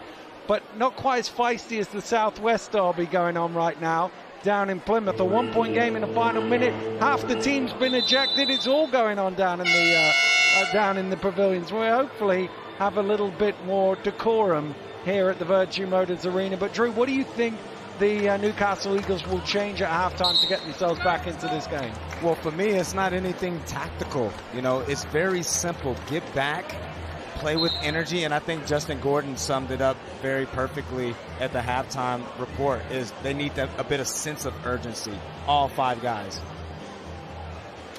And from the Rocks' point of view, I guess the question is, can they keep this up, Ant? The pushing of the ball, the moving, the transition, the keeping the scoreboard ticking. Well, the way it looks, I don't know is the answer to that question. I mean, I don't think they're going to keep the 57 points a game. I think as the game gets nearer the end, the defense or the intensity of the Eagles will increase, and naturally that will then stop the production of the Rocks. But what I do really like what they're doing is they're just pushing the basketball. They're making things difficult for the Eagles, and they're literally just throwing that outlet for their running offensive counterparts. Well, Newcastle Eagles will get the opening possession of the second half as Person working the pick and roll with Defoe. Round it goes to Johnson. Back now to Fletcher. Drops it off to Defoe. Steps into that trusty 15-foot jump shot of his. Such a good start there. The ball's only in the hands of 2 players there, Ramon Fletcher and Darius Defoe, and it results in 2 points.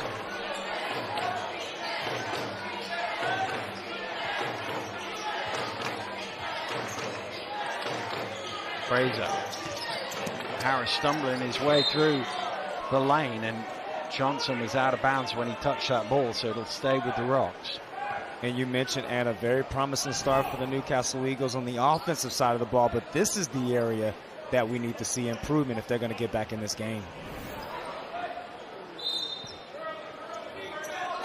Lob straight into Harris, and he gets an easy 2. That is inexcusable. A very simple pass there from an end line out of bounds. That that has to be much more resistance there. Well, Darius Defoe starting off the second half with a couple of mid-range jumpers.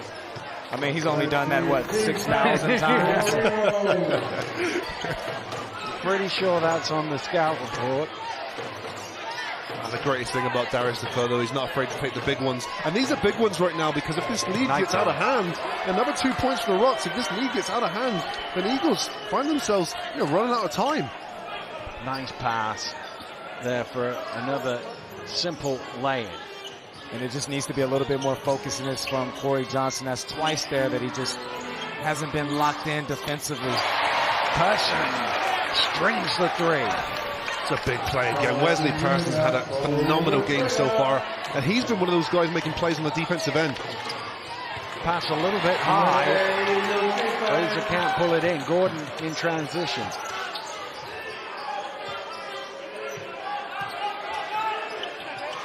Pass deflected. Johnson going after it. It will stay with the Newcastle Eagles. But on the other side of the ball, this is what we talk about, knowing the scouting point. Running Johnny Bunyan off the 3-point line and forcing him to become a decision maker.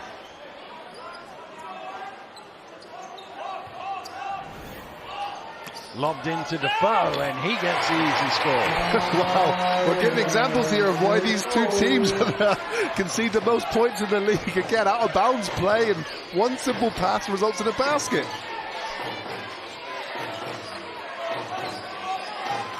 Here's Johnson. Traveled with it, surely. No, hell ball. Great hands there by Justin Gordon. That's his MO, something we saw a lot last year. Very active feet, active hands as he gets his hands there in the cookie jar and forces a tie-up.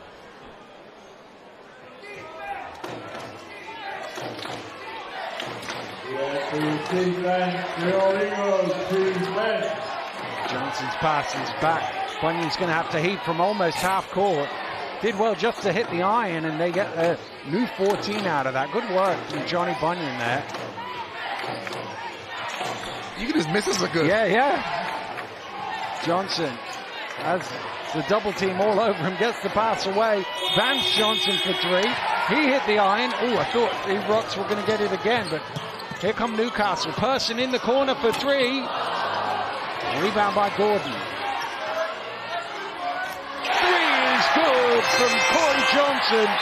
And Gareth Murray wants to talk things over. And that's the energy that Justin Gordon brings there. That was his offensive rebound, his second chance opportunity created for his team there. And Corey Johnson as pure as they come. Well, a good start here to the second half by the Newcastle Eagles. They've trimmed this deficit down to 3, and you instantly hear the crowd get up, gets them lifted. It was what Justin was talking to you about at halftime, getting these fans involved. Well, that's why they call him the sixth man, and the Newcastle Eagles have had great crowds here this year, and the Eagles have not taken advantage of them as they underperform. You got to take advantage. This crowd is ready to get off their seats, ready to cheer. The Newcastle Eagles just got to give them something to cheer about. Well, they've gone to overtime in the game down at the Pavilions. Plymouth and Bristol, 88 points apiece. They're playing 5-on-5 because the benches cleared and all got disqualified. And there's 3 players in that game on 4 fouls. That game will do well to finish 5-on-5. Wow, what do you do if you're one of those guys 2-on-4? That's tough. You don't commit a foul. Whatever you do, don't commit a foul. Sometimes you don't mean to do it. You're just in the wrong place at the wrong time. And the thing is as well, you're playing heavy minutes too, so your mind doesn't think as rationally. You know, I can't explain it to you. When you've played 40 minutes or plus, your brain just doesn't function in the same way. That's how you make errors. Did you foul out a lot? Is that what you're saying? I didn't foul out too much, but I make mistakes. He's saying he got tired a lot. Is basically what he's saying.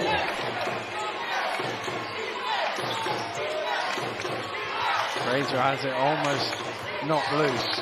Bunyan, double team, gets it to Johnson. Nice pass. Oh, Parsons rips it away again. Parsons has his number. Gordon doesn't quite get the bounce. Johnson driving in. He was looking for options. Option 1 was laid in. And that's a beautiful move by Johnson. I talked at the top how he's lost a little bit of his pop due to the heavy minutes, but he looks like he has a little bit vigor tonight.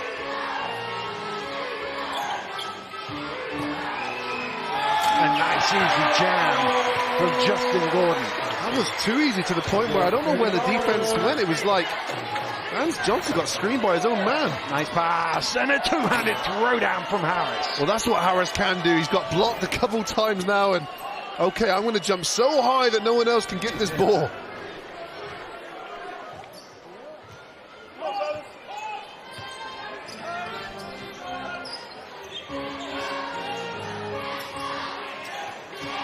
Johnson. Ball moves on. In the corner is Gordon, and he knocks down the 3. And Justin Gordon just brings it on both sides of the ball, active on defense, hitting open threes, making a huge impact on this game here tonight. 17 points in this quarter for Newcastle. They've got it down to 2, but only momentarily as Vance Johnson stretches it back to 4. 11 points personal for Vance Johnson, and that's a really nice move. They're controlled and nice left-hand finish.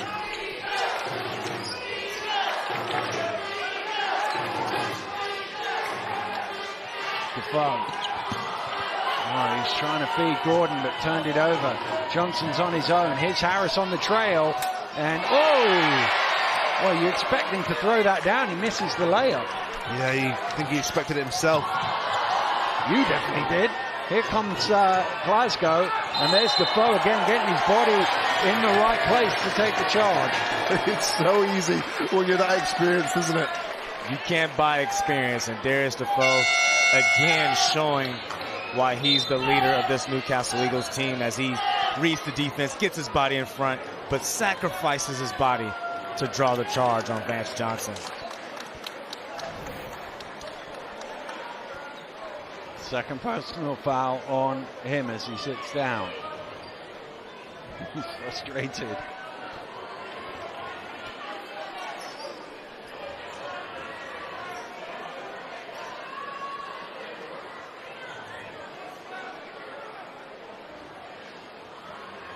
Really good response though from the Rocks here, because coming into this third quarter, you definitely feel that the momentum's in the Eagles' favour, and I think Rocks have responded well. They're trading baskets here back and forth, which is fine if you're on the Glasgow Rocks. So the Eagles have got to find a way here now to get those additional stops on the other end of the floor. Person steps into another three and he knocks down his third of the game. Wow, these two teams can score the ball.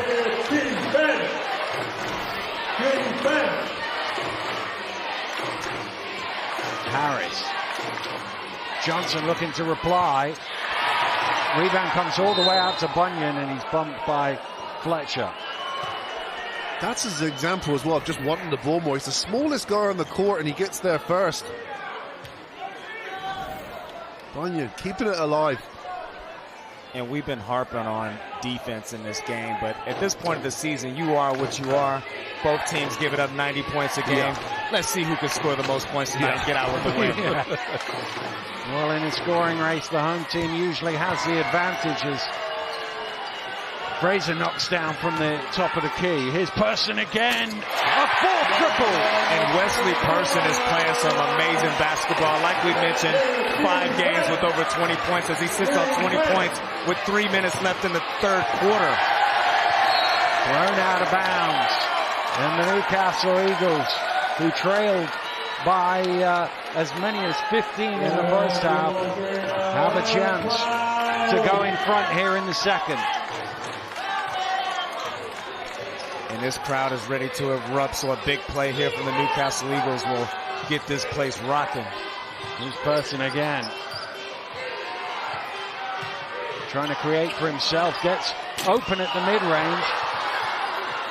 Glasgow come away with it. Speed of Johnson going north-south off the glass. Incredible. And did you see, as soon as he got the basketball, he had nothing else on his mind but to get to that rim. And great finish there from Jordan Johnson. And to be able to absorb and take that contact and finish through the man is a great play there by the point guard. Peel. Out to Defoe, shot clock is low, he has to heave, and he gets it off the ring. Corey Johnson saves it. Person looking to attack, runs into trouble. Harris back to, well, Peel almost stole it. I think Bunyan bounced it on the line.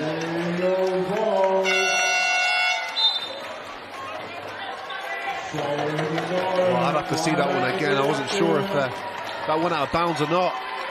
Bunyan certainly seems to think it didn't. Let's see if we can see on the replay. Oh, I don't think it did. No, it didn't. No, Newcastle catch a break.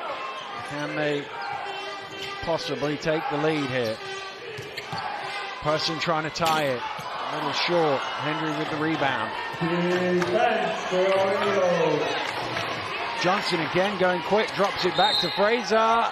Doesn't get the bounce, but he will shoot two. The defense just doesn't get back and set quickly enough. It's just one man dribbling the basketball in the heart of the defense, and it's so disorientated. All it takes there is for the trailing man, just like Ali Fraser did on that time on that occasion. All he needs to do is follow his attacking point guard, and he'll get something good around the rim. And that's one thing the Rocks have been consistent with tonight. Anytime that Harris or Jordan Johnson is penetrating, you got guys making 45 guys cutting to the basketball, cutting to the basket, getting open lanes. Make some noise!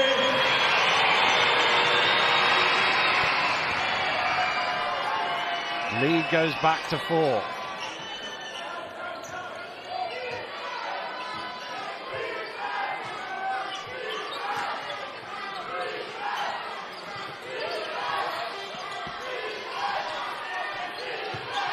Peel drives in, and he's pushed, and that will count. for Brandon Peel, and he'll go to the line for a bonus shot. Wow, that's just experience there against the lack of experience. See that arm come across there, didn't it?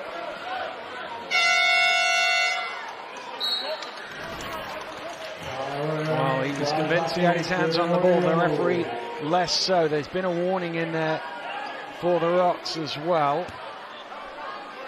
You don't have to reach across there though, Dan. You just stay tall, and this is a very long, athletic guy as well. Henry, we've seen him in the dunk competition jump over human beings and way above 10 feet. You just have to stay disciplined there, stay straight, and jump high. Well, no bonus point for Brandon Peel.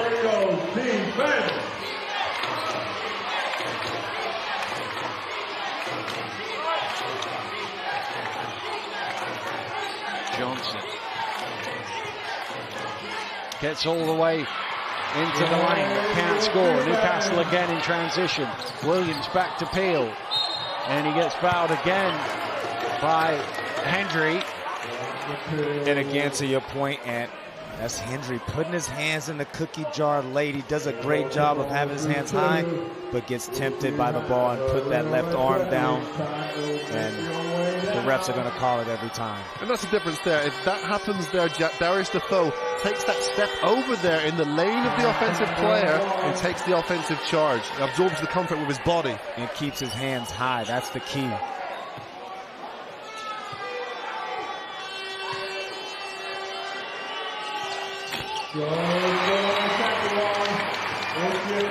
Peel makes it a 1-point game here. Bunyan loses it. Williams trying to steal it away. It's going to be a hell ball, and the possession arrow will give it to Newcastle. Wow, good play there, good hands from Kyle Williams. Had a positive game today, showing good energy there on the defensive end. And that's the scouting report on Johnny Bunyan. Make him uncomfortable, crowd him, take away his airspace, force him to put the ball on the floor. Newcastle again looking to regain the lead. Fletcher has it knocked loose, but he's able to get it to Gordon. Gordon, with his athleticism, puts the Eagles ahead. Wow, that's just pure athleticism and skill and the finesse with the finish there. Nice play. 28 points to 16. The Newcastle Eagles lead this quarter. Oh, it's almost turned over again. It's late in the shot clock here. Johnson needs to be quick. Drives in, gets bumped. Oh, and off the glass. What a shot from Jordan Johnson. Less than 1 second left. Players scrambling. Jordan Johnson finds a way to get the shot off, and remarkable finish with the foul. Behind that basket, once again, and a chance to convert the three-point play. The rest of us, loud and proud, make some noise!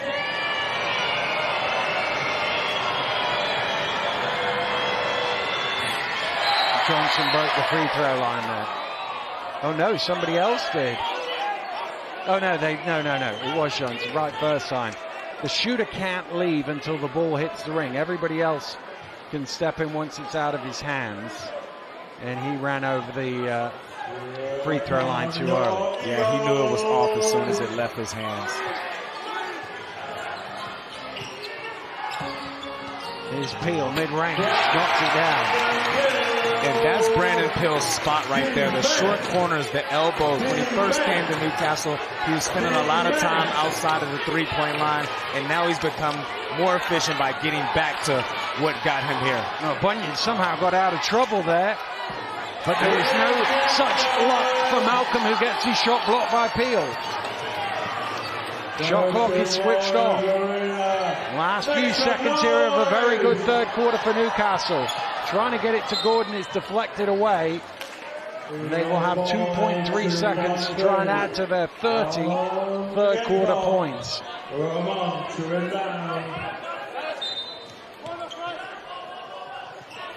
Sayers puts it on the floor, puts it up, puts it in! And the Newcastle Eagles with 32 points here in the third quarter have taken the lead. And the Virtue Motors Arena on their feet as this one goes in from Lewis Sayers. And the Eagles will go into the fourth quarter with a 3-point lead. It is 78 points to 75 in favor of Newcastle. We will have the fourth quarter action when we return.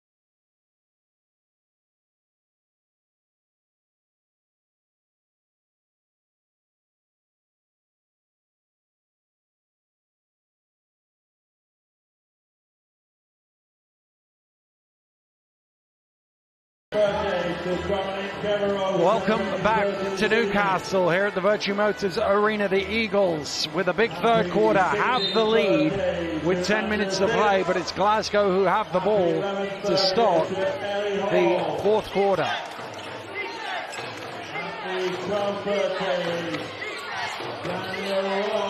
Malcolm spins and drops it in, down to 1. That's such a nice move there. Fraser Malcolm, I like that too, because the play before, a couple of plays before, he gets blocked under the rim, but great confidence there to attack the defense. Well, and we talked about earlier which supporting cast will step up besides Fletch and Johnson. Speaking of supporting cast, Lewis Sayers right on cue, and what an introduction he's been. You know, I don't think we talk about it enough when he got injured, and he's another weapon that they had that they couldn't utilize in the last couple months. Nice pass. Malcolm loses out though. It will be a Rocks ball. Well, Raul Graham-Bell hit a late three-pointer down at the Pavilions to send it to double overtime. They're still 5-on-5. Nobody yet fouled out. Wow. But double over, surely somebody's got to foul out somewhere. Sounds like we're at the wrong game, but I think we're doing okay here with this one. Well, still a long way to go in this one as Malcolm working well. A nice footwork off the glass. He's had a really game, and a really efficient game as well.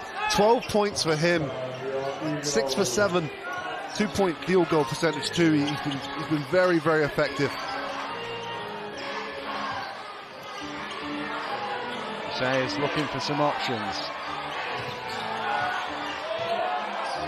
Gordon for 3, knocks it down.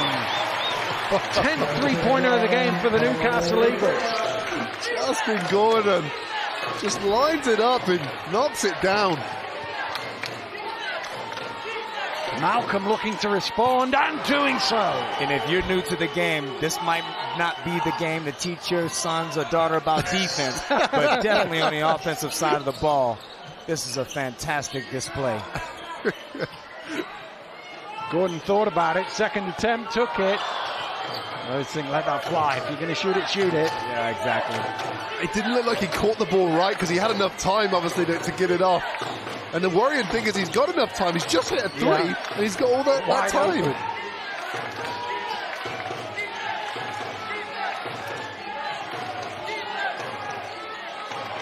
Fraser falling over. Somehow he gets that in. Wow. Unbelievable. Falling down. One functional foot. Who cares? Let's just score the ball anyway. I'm calling those doctors. We're putting off this surgery to the end of the year because Fraser looks amazing tonight. Williams can't convert. Again, Johnson looking to push. Bunyan open for three, back iron.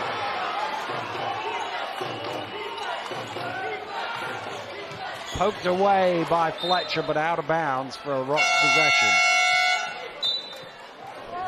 Goodness me. Usually I like those high tempo defensive games, but I'm really enjoying this game. Yeah, this game is very exciting for the neutral fans. Of which there are not many in this building.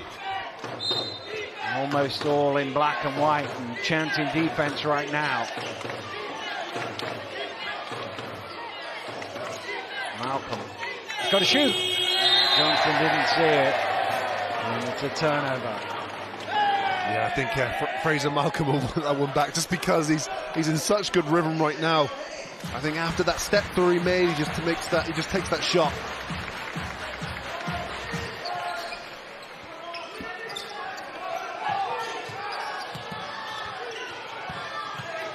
Gordon. Oh, that's nice. It is, and the difficult thing about him to stop is, yes, he's strong, he's athletic, but look at that left-hand shot there. He shoots it just as consistently as he does with his right. He has great touch with his left. 20 points for him as Ali Fraser goes to 25 at the other end. And that's a ambidextrous player right there as well. Left, right, excellent footwork. Boy, Ali Fraser's going to be a miss to this offense when he's on the injured list. Gordon loses the handle. Numbers here. Johnson goes alone, and Johnson runs the man down. That will be a charge. And Wes Persons doesn't take that charge if he doesn't see his teammate Darius Defoe take two previously. Person Jr.'s done very little wrong as well this evening. I think on the defensive end he's made some huge plays, and obviously down the other end of the floor he's hit some big shots. 20 points for him. 20 points again for him. He's had his moments this season where he's not quite as been as efficient a scorer as he would like, but he's in. Oh, into the seats! Absolutely thrown out by Harris. Goodness me, he came from nowhere. I didn't even see him in shot. Comes right over, great help defense, and obviously the athleticism there. Goodness me. That is a great play. That goes up to about he gets to the top of the backboard. Ball goes to about the third level in the stands. That is one of the nastiest ones thrown into the seats I've seen in over a year, I would say. I seem to remember somebody getting blocked at the Morningside Arena last year. I have no idea what you're talking about. William Lee with the block. I was interested in the game cold. Here's Johnson. Driving in, dropped it back, and now he's throwing down the jam. Goodness me, I think he could cut a highlight tape off this game alone. But again, the cut off the ball, which the Glasgow Rocks have done consistently tonight after penetration.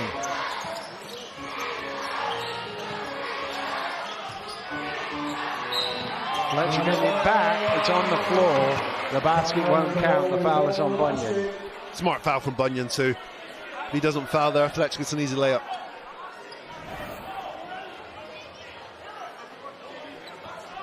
And that's a signature play there with Defoe and Fletch, that little backdoor pass. We've seen that hundreds of times. Those two just have amazing chemistry that they built over the years. Johnson out to Person, driving hard to the hole, too hard.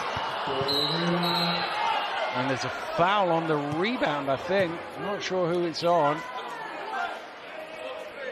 Is it Peel? 22 shown to the table. See if we can see it on the replay. Oh, I think it's for pulling the man down, pulling Harris down to the floor.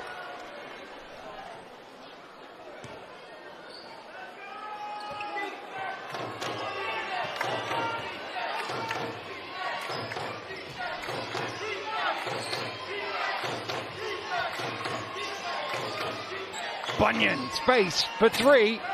And he's disappointed. He knows that's a good look. Well, Eagles got away with one there. You have to locate Johnny Bunyan. You have to locate this man as well. Oh my! That's incredible by Gordon to grab the rebound through the contact and put it back in. It's the hang time, isn't it? Look at this. He's hanging. So strong. What a putback. And speaking of hang time, this is what the Newcastle Eagles has been lacking. Athleticism. This is what Justin Gordon brings to the table as he sits on 22-9 in just his third appearance back in the lineup. Well, there's no coincidence. These Eagles are 2-0 since his arrival. He's right now he's single-handedly making sure he keeps that perfect record. Well, I think, by the way, it is 5-on-4 down in the pavilions now. I think Bristol have only 4 players left. And Plymouth starting to pull away in the last few seconds of that game. Stolen away by Gordon. Newcastle trying to pull away here. They're tied at 88. Fletcher spinning in, and his foul will shoot 2. Wow. Great on-ball defense there from Justin Gordon to rip that ball away from Vance Johnson. Oh, was Harris, excuse me. And this one, just pushing the ball down the other end of the floor. That's what the Rocks have done such a stellar job of this evening. And Ramon Fletcher just doing the same. You know, I'd say a relatively modest game for Ramon Fletcher. He's got 7 points present, but you can't help but look. He's orchestrated the offense with 15 assists. Point guards have to know when to push back and when to assert themselves offensively. And 15 assists. Again, Fletcher's done 15 assists so many times. It's incredible, really. The amount of games he's had with 15 or more assists, and there's still 4 minutes left to add to that tally.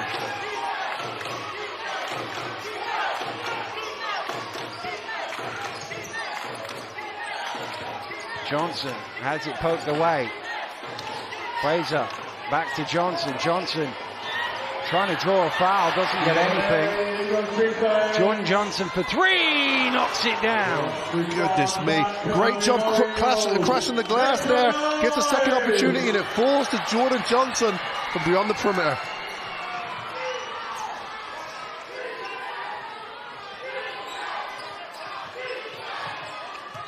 Fletcher to Defoe.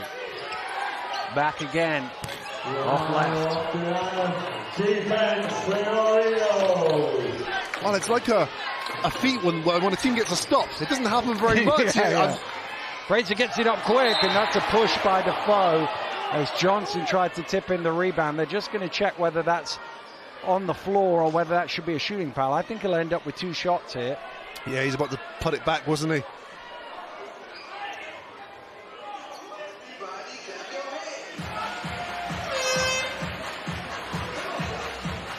Will be 2 free throws. A timeout has been called with 3 minutes and 13 seconds to go. Coach McLeod talking to one official, Darius Defoe talking to another. It's a Newcastle Eagles timeout, so we want to get on with the whatever the message is here. But we will return with 2 free throws. It's finished in pavilions. Plymouth 110, Bristol 103 after double overtime. 5-on-4, I think it finished. Wow. I may set myself about 4 hours tomorrow to watch that one back. It probably will. Let's have something will take a little less time. Person Jr., the way he shot the ball for the Newcastle Eagles and brought the defense as well. He's had a really, really good game, and I think you need players as well to set the tone, and he's been one of these players that, you know, we saw go missing earlier in the season. And I think you hit the nail on the head, Drew. He's someone who's been out of basketball at this level for a year, and it just takes time. It's not just that physical, it's a mental, you know, being able to adapt and adjust to these high pressure situations as well. But clearly, Wes Person Jr. is that guy that they can now rely on for the remainder of the season. Yeah, and it's been very important for the Newcastle Eagles that his game has stepped up as of late, because if we rewind back here last time we were here against the London Lions, he really struggled in that game and really struggled early on. So it's great to see Wes playing some great basketball, playing with confidence, self-belief, and it's really paying dividends for this Newcastle Eagles ball club. And the rest of us loud and proud. Make some noise! Johnson trying to double his team's lead here.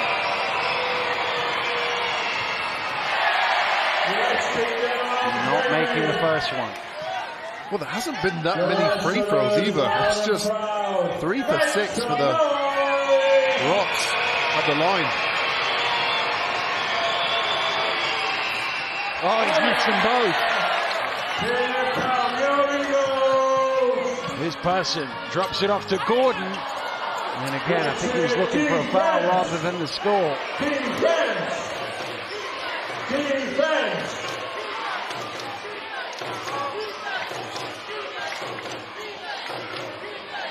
Johnson under pressure, gets it across to Vance Johnson. Now late in the shot clock, Jordan Johnson needs to go to work here. He does. He gets all the way to the rim and lays it in. That's so tough. He's got that size disadvantage there, but he's got the foot speed, and he keeps that ball far enough out in front there to scoop that layup in.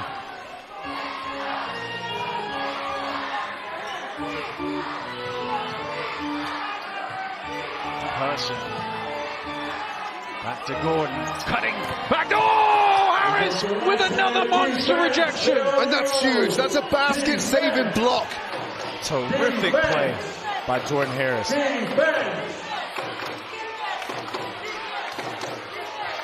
Harris turns the corner, drives in hard, and scores. Wow, weak hand fading away from the basket. Jordan Harris. Big play. In a game that felt like the Newcastle Eagles dominate the second half, the Glasgow Rocks sit up by 5, and we have to remember they're missing Hillsman. Fletcher getting all the way to the rim. Fletcher does a good job there of just waiting his time there, exploits that space. Nice finish. Well, we said it was a game in the 90s.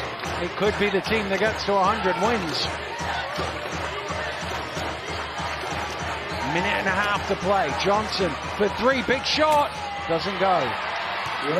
Corey Johnson with the rebound. There's a little something between Gordon and Vance Johnson.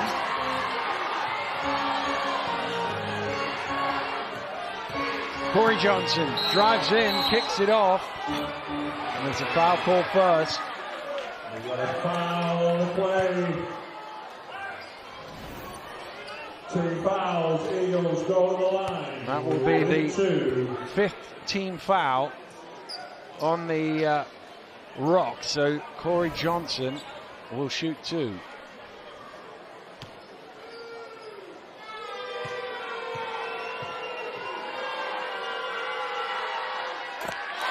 Corey Johnson, an 83% free throw shooter on the season.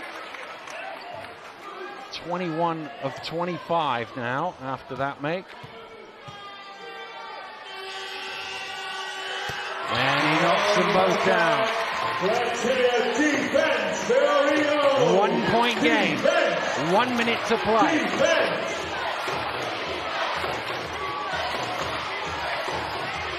Johnson barreling his way through, held ball, possession arrow, gives it to Newcastle. It's a good play. Great play. Good timing there. Good hands again from Justin Gordon. Oh, Darius Defoe got away with one there, but Justin Gordon, great hands. Get behind your Eagles!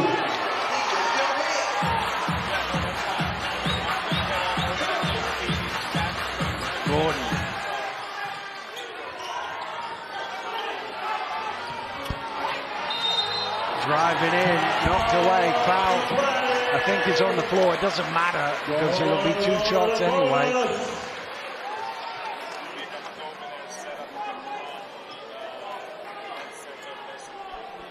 A tough call, didn't it? Vance Johnson looked like he got all of that ball there. I wouldn't want to be in that position making the call, but on that replay looked pretty good. Oh, first one rims out for Justin Gordon, who was 71.5% last season from the free throw line. Makes the second. 42.8 seconds to go. Gareth Murray calls the timeout with the scores level at 95.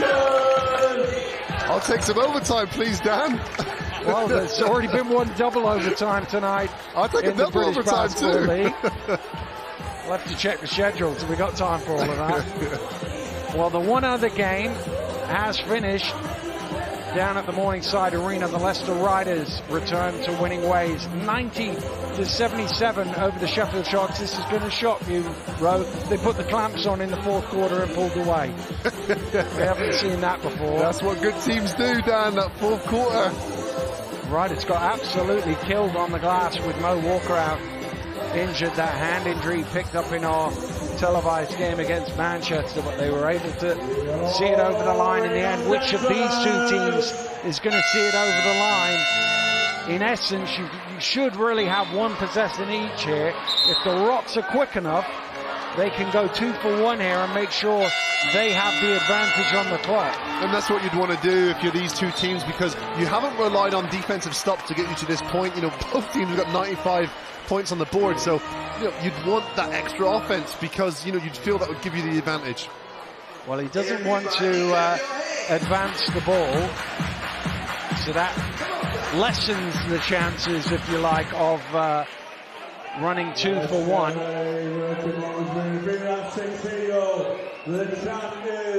But it does give them 24 seconds. It's also slightly easier to inbound the ball from the baseline. Harris coming round, but it's just a dummy. Here is Fraser back to Johnson. Johnson trying to go to work. Needs some help. No, he doesn't. He gets his shot away. Defoe with the rebound. Newcastle can have the final shot of the game to win here. The shot clock is off. They can take it to the buzzer. Everybody getting to their feet here at the Virtue Motors Arena. Crowd counting down the seconds. Fletcher, top of the key, knocks it down, but there's still 3.4 seconds to go. So Glasgow have called a timeout. Wow, put the ball in the hands of your former MVP, and he shall deliver. Ramon Fletcher takes his time, composed. What a great looking pull-up jump shot. Well, it takes his time. Did he take enough time off the clock? That would be the only question. He's at the top of the key. Of course, you want to give yourself a chance for an offensive rebound if it doesn't go in. But when it does drop, 3.4 seconds is plenty of time for Gareth Murray to work with, because this time he will advance the ball. Well, I mean, Dan, it's great to sit here in hindsight and say, did you eat enough clock up? But if you don't score, you've got to score. You've got to score. That's the most important thing. I mean, they've got an opportunity here as well. Let's not forget they're at home. They've got an energized crowd in here. They've just got to get one stop. Now, one stop, it's really difficult when a team has scored 95. It's 97-95. There have not been too many one stops. But they've just got to play defense smartly for 3.4 seconds and they get out of here with a win. That's the situation in the game. 3.4 seconds for Glasgow to either win or force overtime. Newcastle have 2 fouls to give here, so they can get cute with it and try and foul them so they don't get shots. Bunyan to inbound. Harris running round. Here comes Johnson. Johnson is fouled. It doesn't matter. It's not going to be shots. It's a foul. It's 2.3 now on the game clock. They've still got one more foul to give. That might have been clean as well, that's the thing. Burton's got that smile on his face like he got him.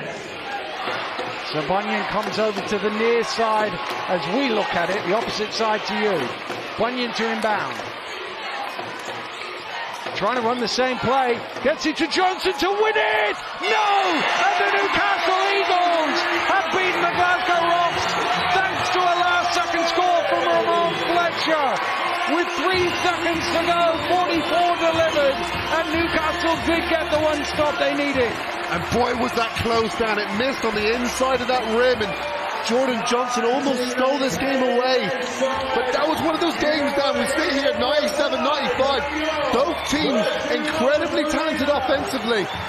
And you just thought, who was going to score more was going to win this game today? Who was going to score last, as it was today. Wow.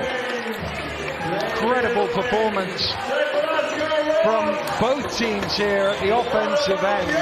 Fletcher with the game winner had 13 points and 15 assists, but he was only his team's 3rd leading scorer. And Fraser was so efficient for the Rocks with 25 points off 14 shots. Harris had 21 points off 14 shots.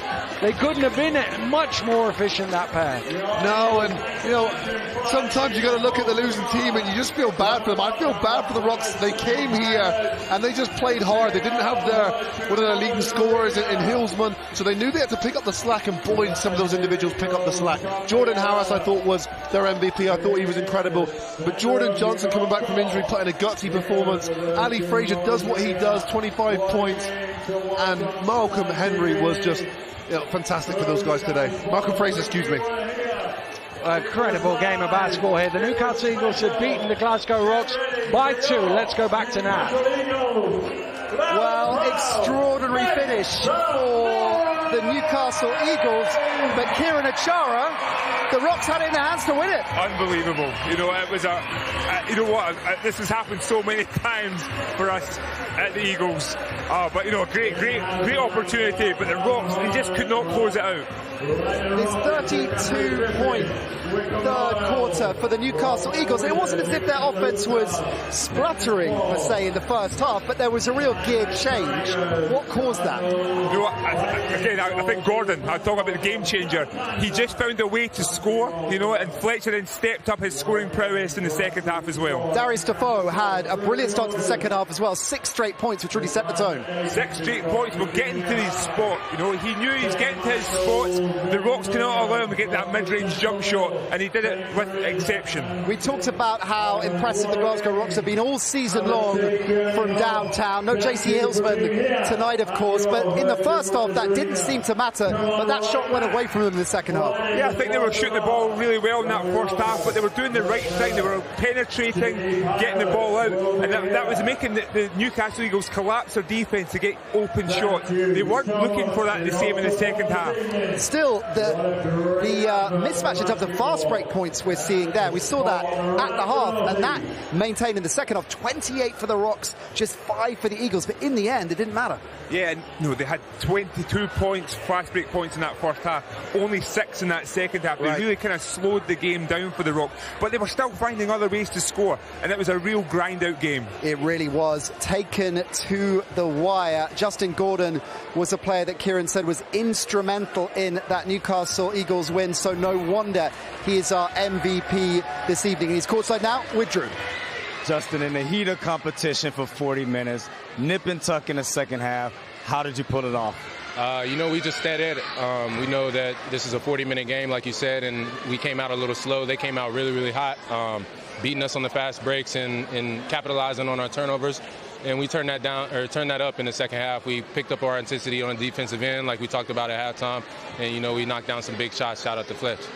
22 seconds, tie game. Talk us through that final play. You know, just counting on 4-4, doing what he does. Get to his spot and knock it down.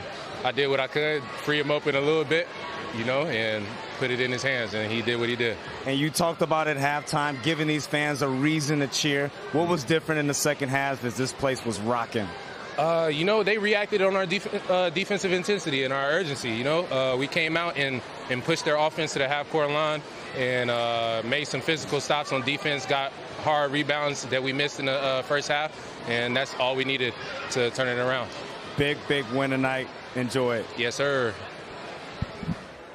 Certainly will. The Eagles, since Justin Gordon has been back, 3-0, unbeaten, and he is really turning around their season tonight. Kieran, 24 points, 9 boards, 5 steals, and perhaps most importantly of all was a word that he used in that chat with Drew: intensity, defensive intensity. Yep, those 5 steals were huge. And another thing for him is that the epitome of Justin Gordon, the big offensive rebound, big finish, keeping the team alive. We talked about the change of pace for the Rocks in the second half. The fast break points started to dry up. The 3 points started to dry up as well, and held to just 18 points in that crucial third quarter. What did Newcastle do differently in the second half defensively?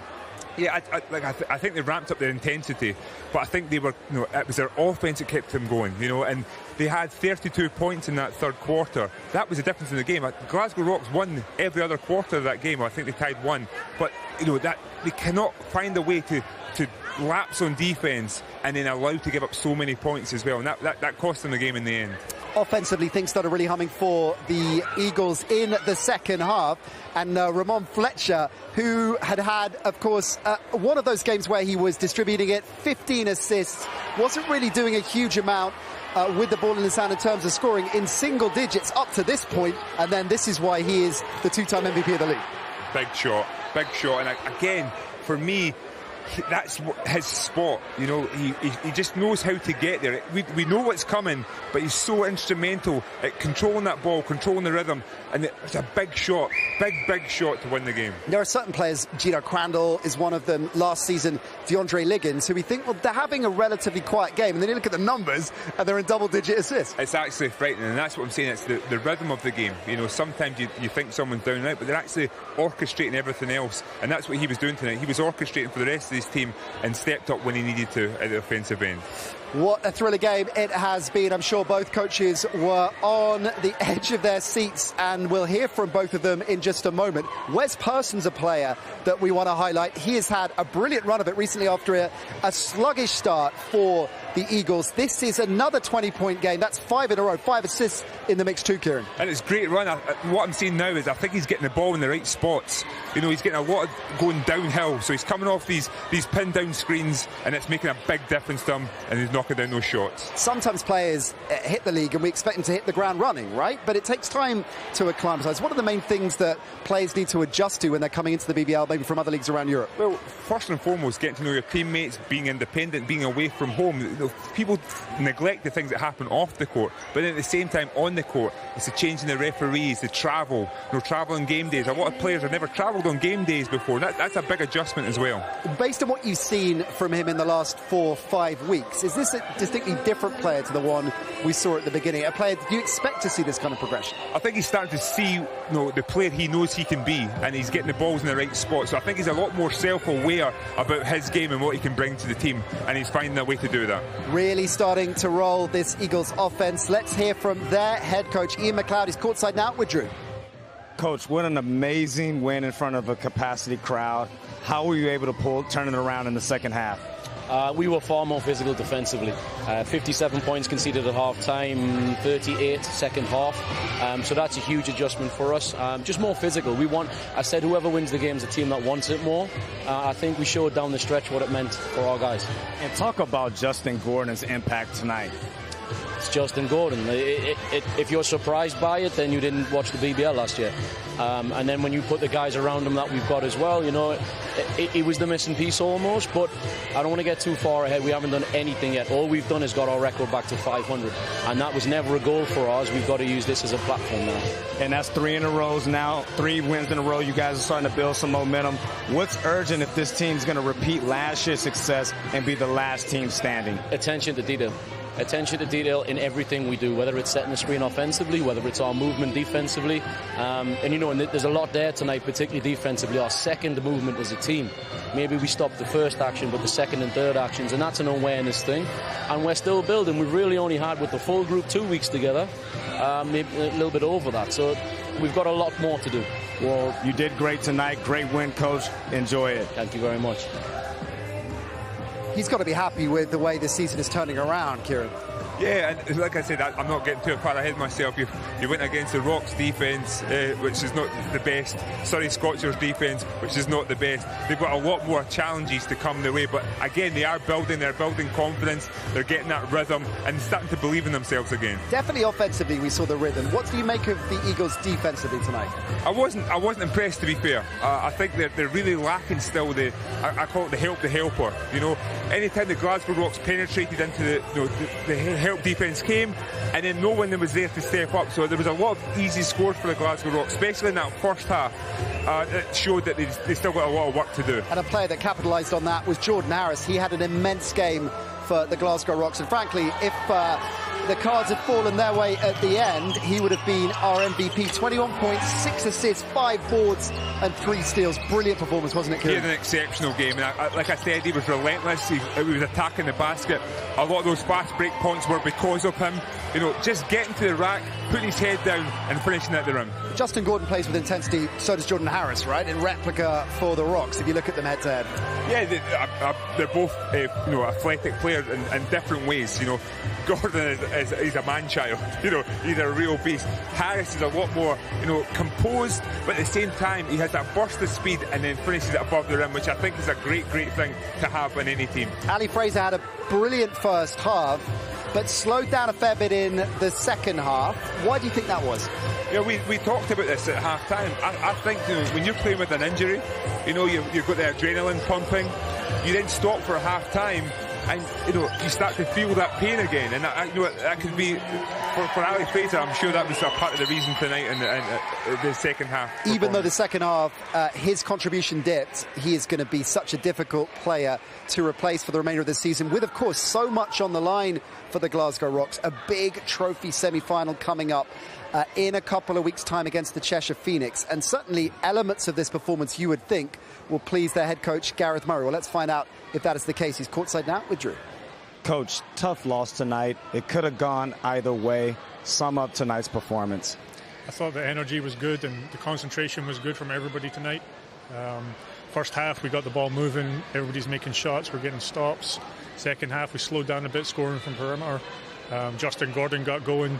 Wesley Pearson hit some threes from the perimeter. They shoot the ball really well second half. But overall, I'm pleased with the way we played, the determination we had, the never giving up. We had a chance to win the game. Fletch comes down, put the ball in Fletch's hands, right? He made the shot. But overall, I was pleased with the way we played. And Ali Fraser had an amazing performance tonight, but you lose him next week to season-ending surgery. Yep. What will you miss with him being out the lineup? Oh, you can see what he brings. He's intelligent. His post moves. He's dominant in the post. Everybody has to either double team or really have to fight for him to get position. So he brings a lot for us, and just overall him being around the guys as well, they really helps him out. So it's not just his basketball abilities; it's being around the guys as much as well. We'll lose that. And finally, 0-6 against your last BBL opponents. What's the silver lining for this Rocks ball club? Right now, we're just trying to be healthy. We'll lose Ali at the weekend, like you guys said. We've got JC out right now. Jordan was out last week. Vance has just came in. We're struggling with injuries, but at the same time, we've got to keep going. We've got a semi-final versus Cheshire coming up, like you guys talked about. That's the next. We've got Leicester on Sunday at home, so it doesn't stop, but we'll just keep working and keep working. Tough loss, Coach. Thanks for your time. Thank you. I guess the question we've got to ask is, this is a player, Coach. He's a hell of a player, but we didn't see him for a single minute out there. Why was that? Yeah, I'm surprised. Like I said, he's finding himself. He's getting comfortable in that, in that coaching role. He thinks he can see a lot more of the game. But at the same time, I still see him as one of the best players in that Rocks team. I think he needs to find a little bit more minutes. I don't know if he's carrying an injury or if he's preparing for these other games, but I just feel that they need him. They need a presence. They don't have a lot of depth at this moment in time, and I think Gareth can bring that. I felt particularly in the third quarter as well, when the game was running away from them, that his presence on the court would have been essential at that stage. Maybe we'll see a lot more of him against Leicester on Sunday, as he referenced. That is a huge game coming up for them, as well as the trophy semi-final. Now, time for play of the day, and Kieran Achara, I should point out, had 4 or 5 options here and just kept changing his mind every few minutes, but in the end you went for this absolute monster. I just love that. Me, I love the defence, and in my mind I thought that was the game winning. Fletcher, I would have had to ruin the party, but that was a big time play, chase down play, and that was that's a play of the day for me. A bit of no look going on there as well, I think, just to add a bit of fizz as well. Jordan Harris involved in so much on the court this evening, including being mic'd up. He's one of the 2 players, along with Corey Johnson, that is bringing you our sounds of the game. Great day to have a great day. Hey, that was good defense. 22. Get low, get low, get low.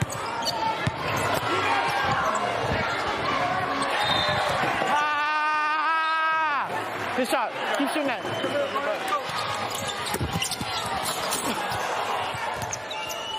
The ball slipped. That's crazy, man.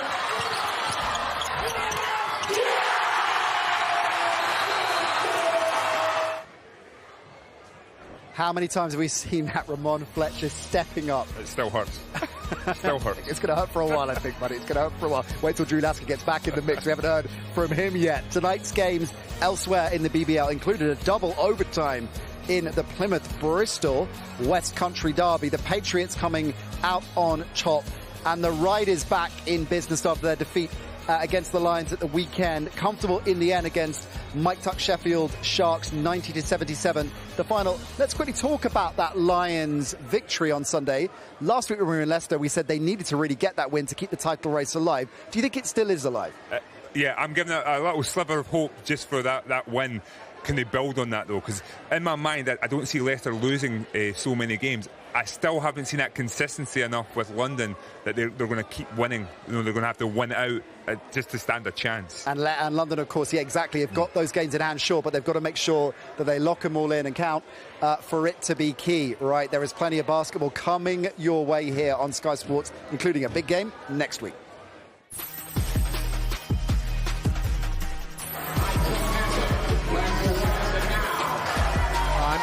Here's Glasgow. He's going to take the threes. Caught chance for a 4-point play. Always a lot of fun when we catch up with the Sheffield Sharks, and Sky Sports' Mike Tucker. There he is, of course, in vision, as he will be on court next week against Surrey. Back to a 7 p.m. on air, 7:30 tip. I think we better go and find Drew Lasker and keep that one interesting. Brilliant stuff, Kieran. Many thanks indeed for joining us. Congratulations to Newcastle. We'll see you next Friday. Bye for now.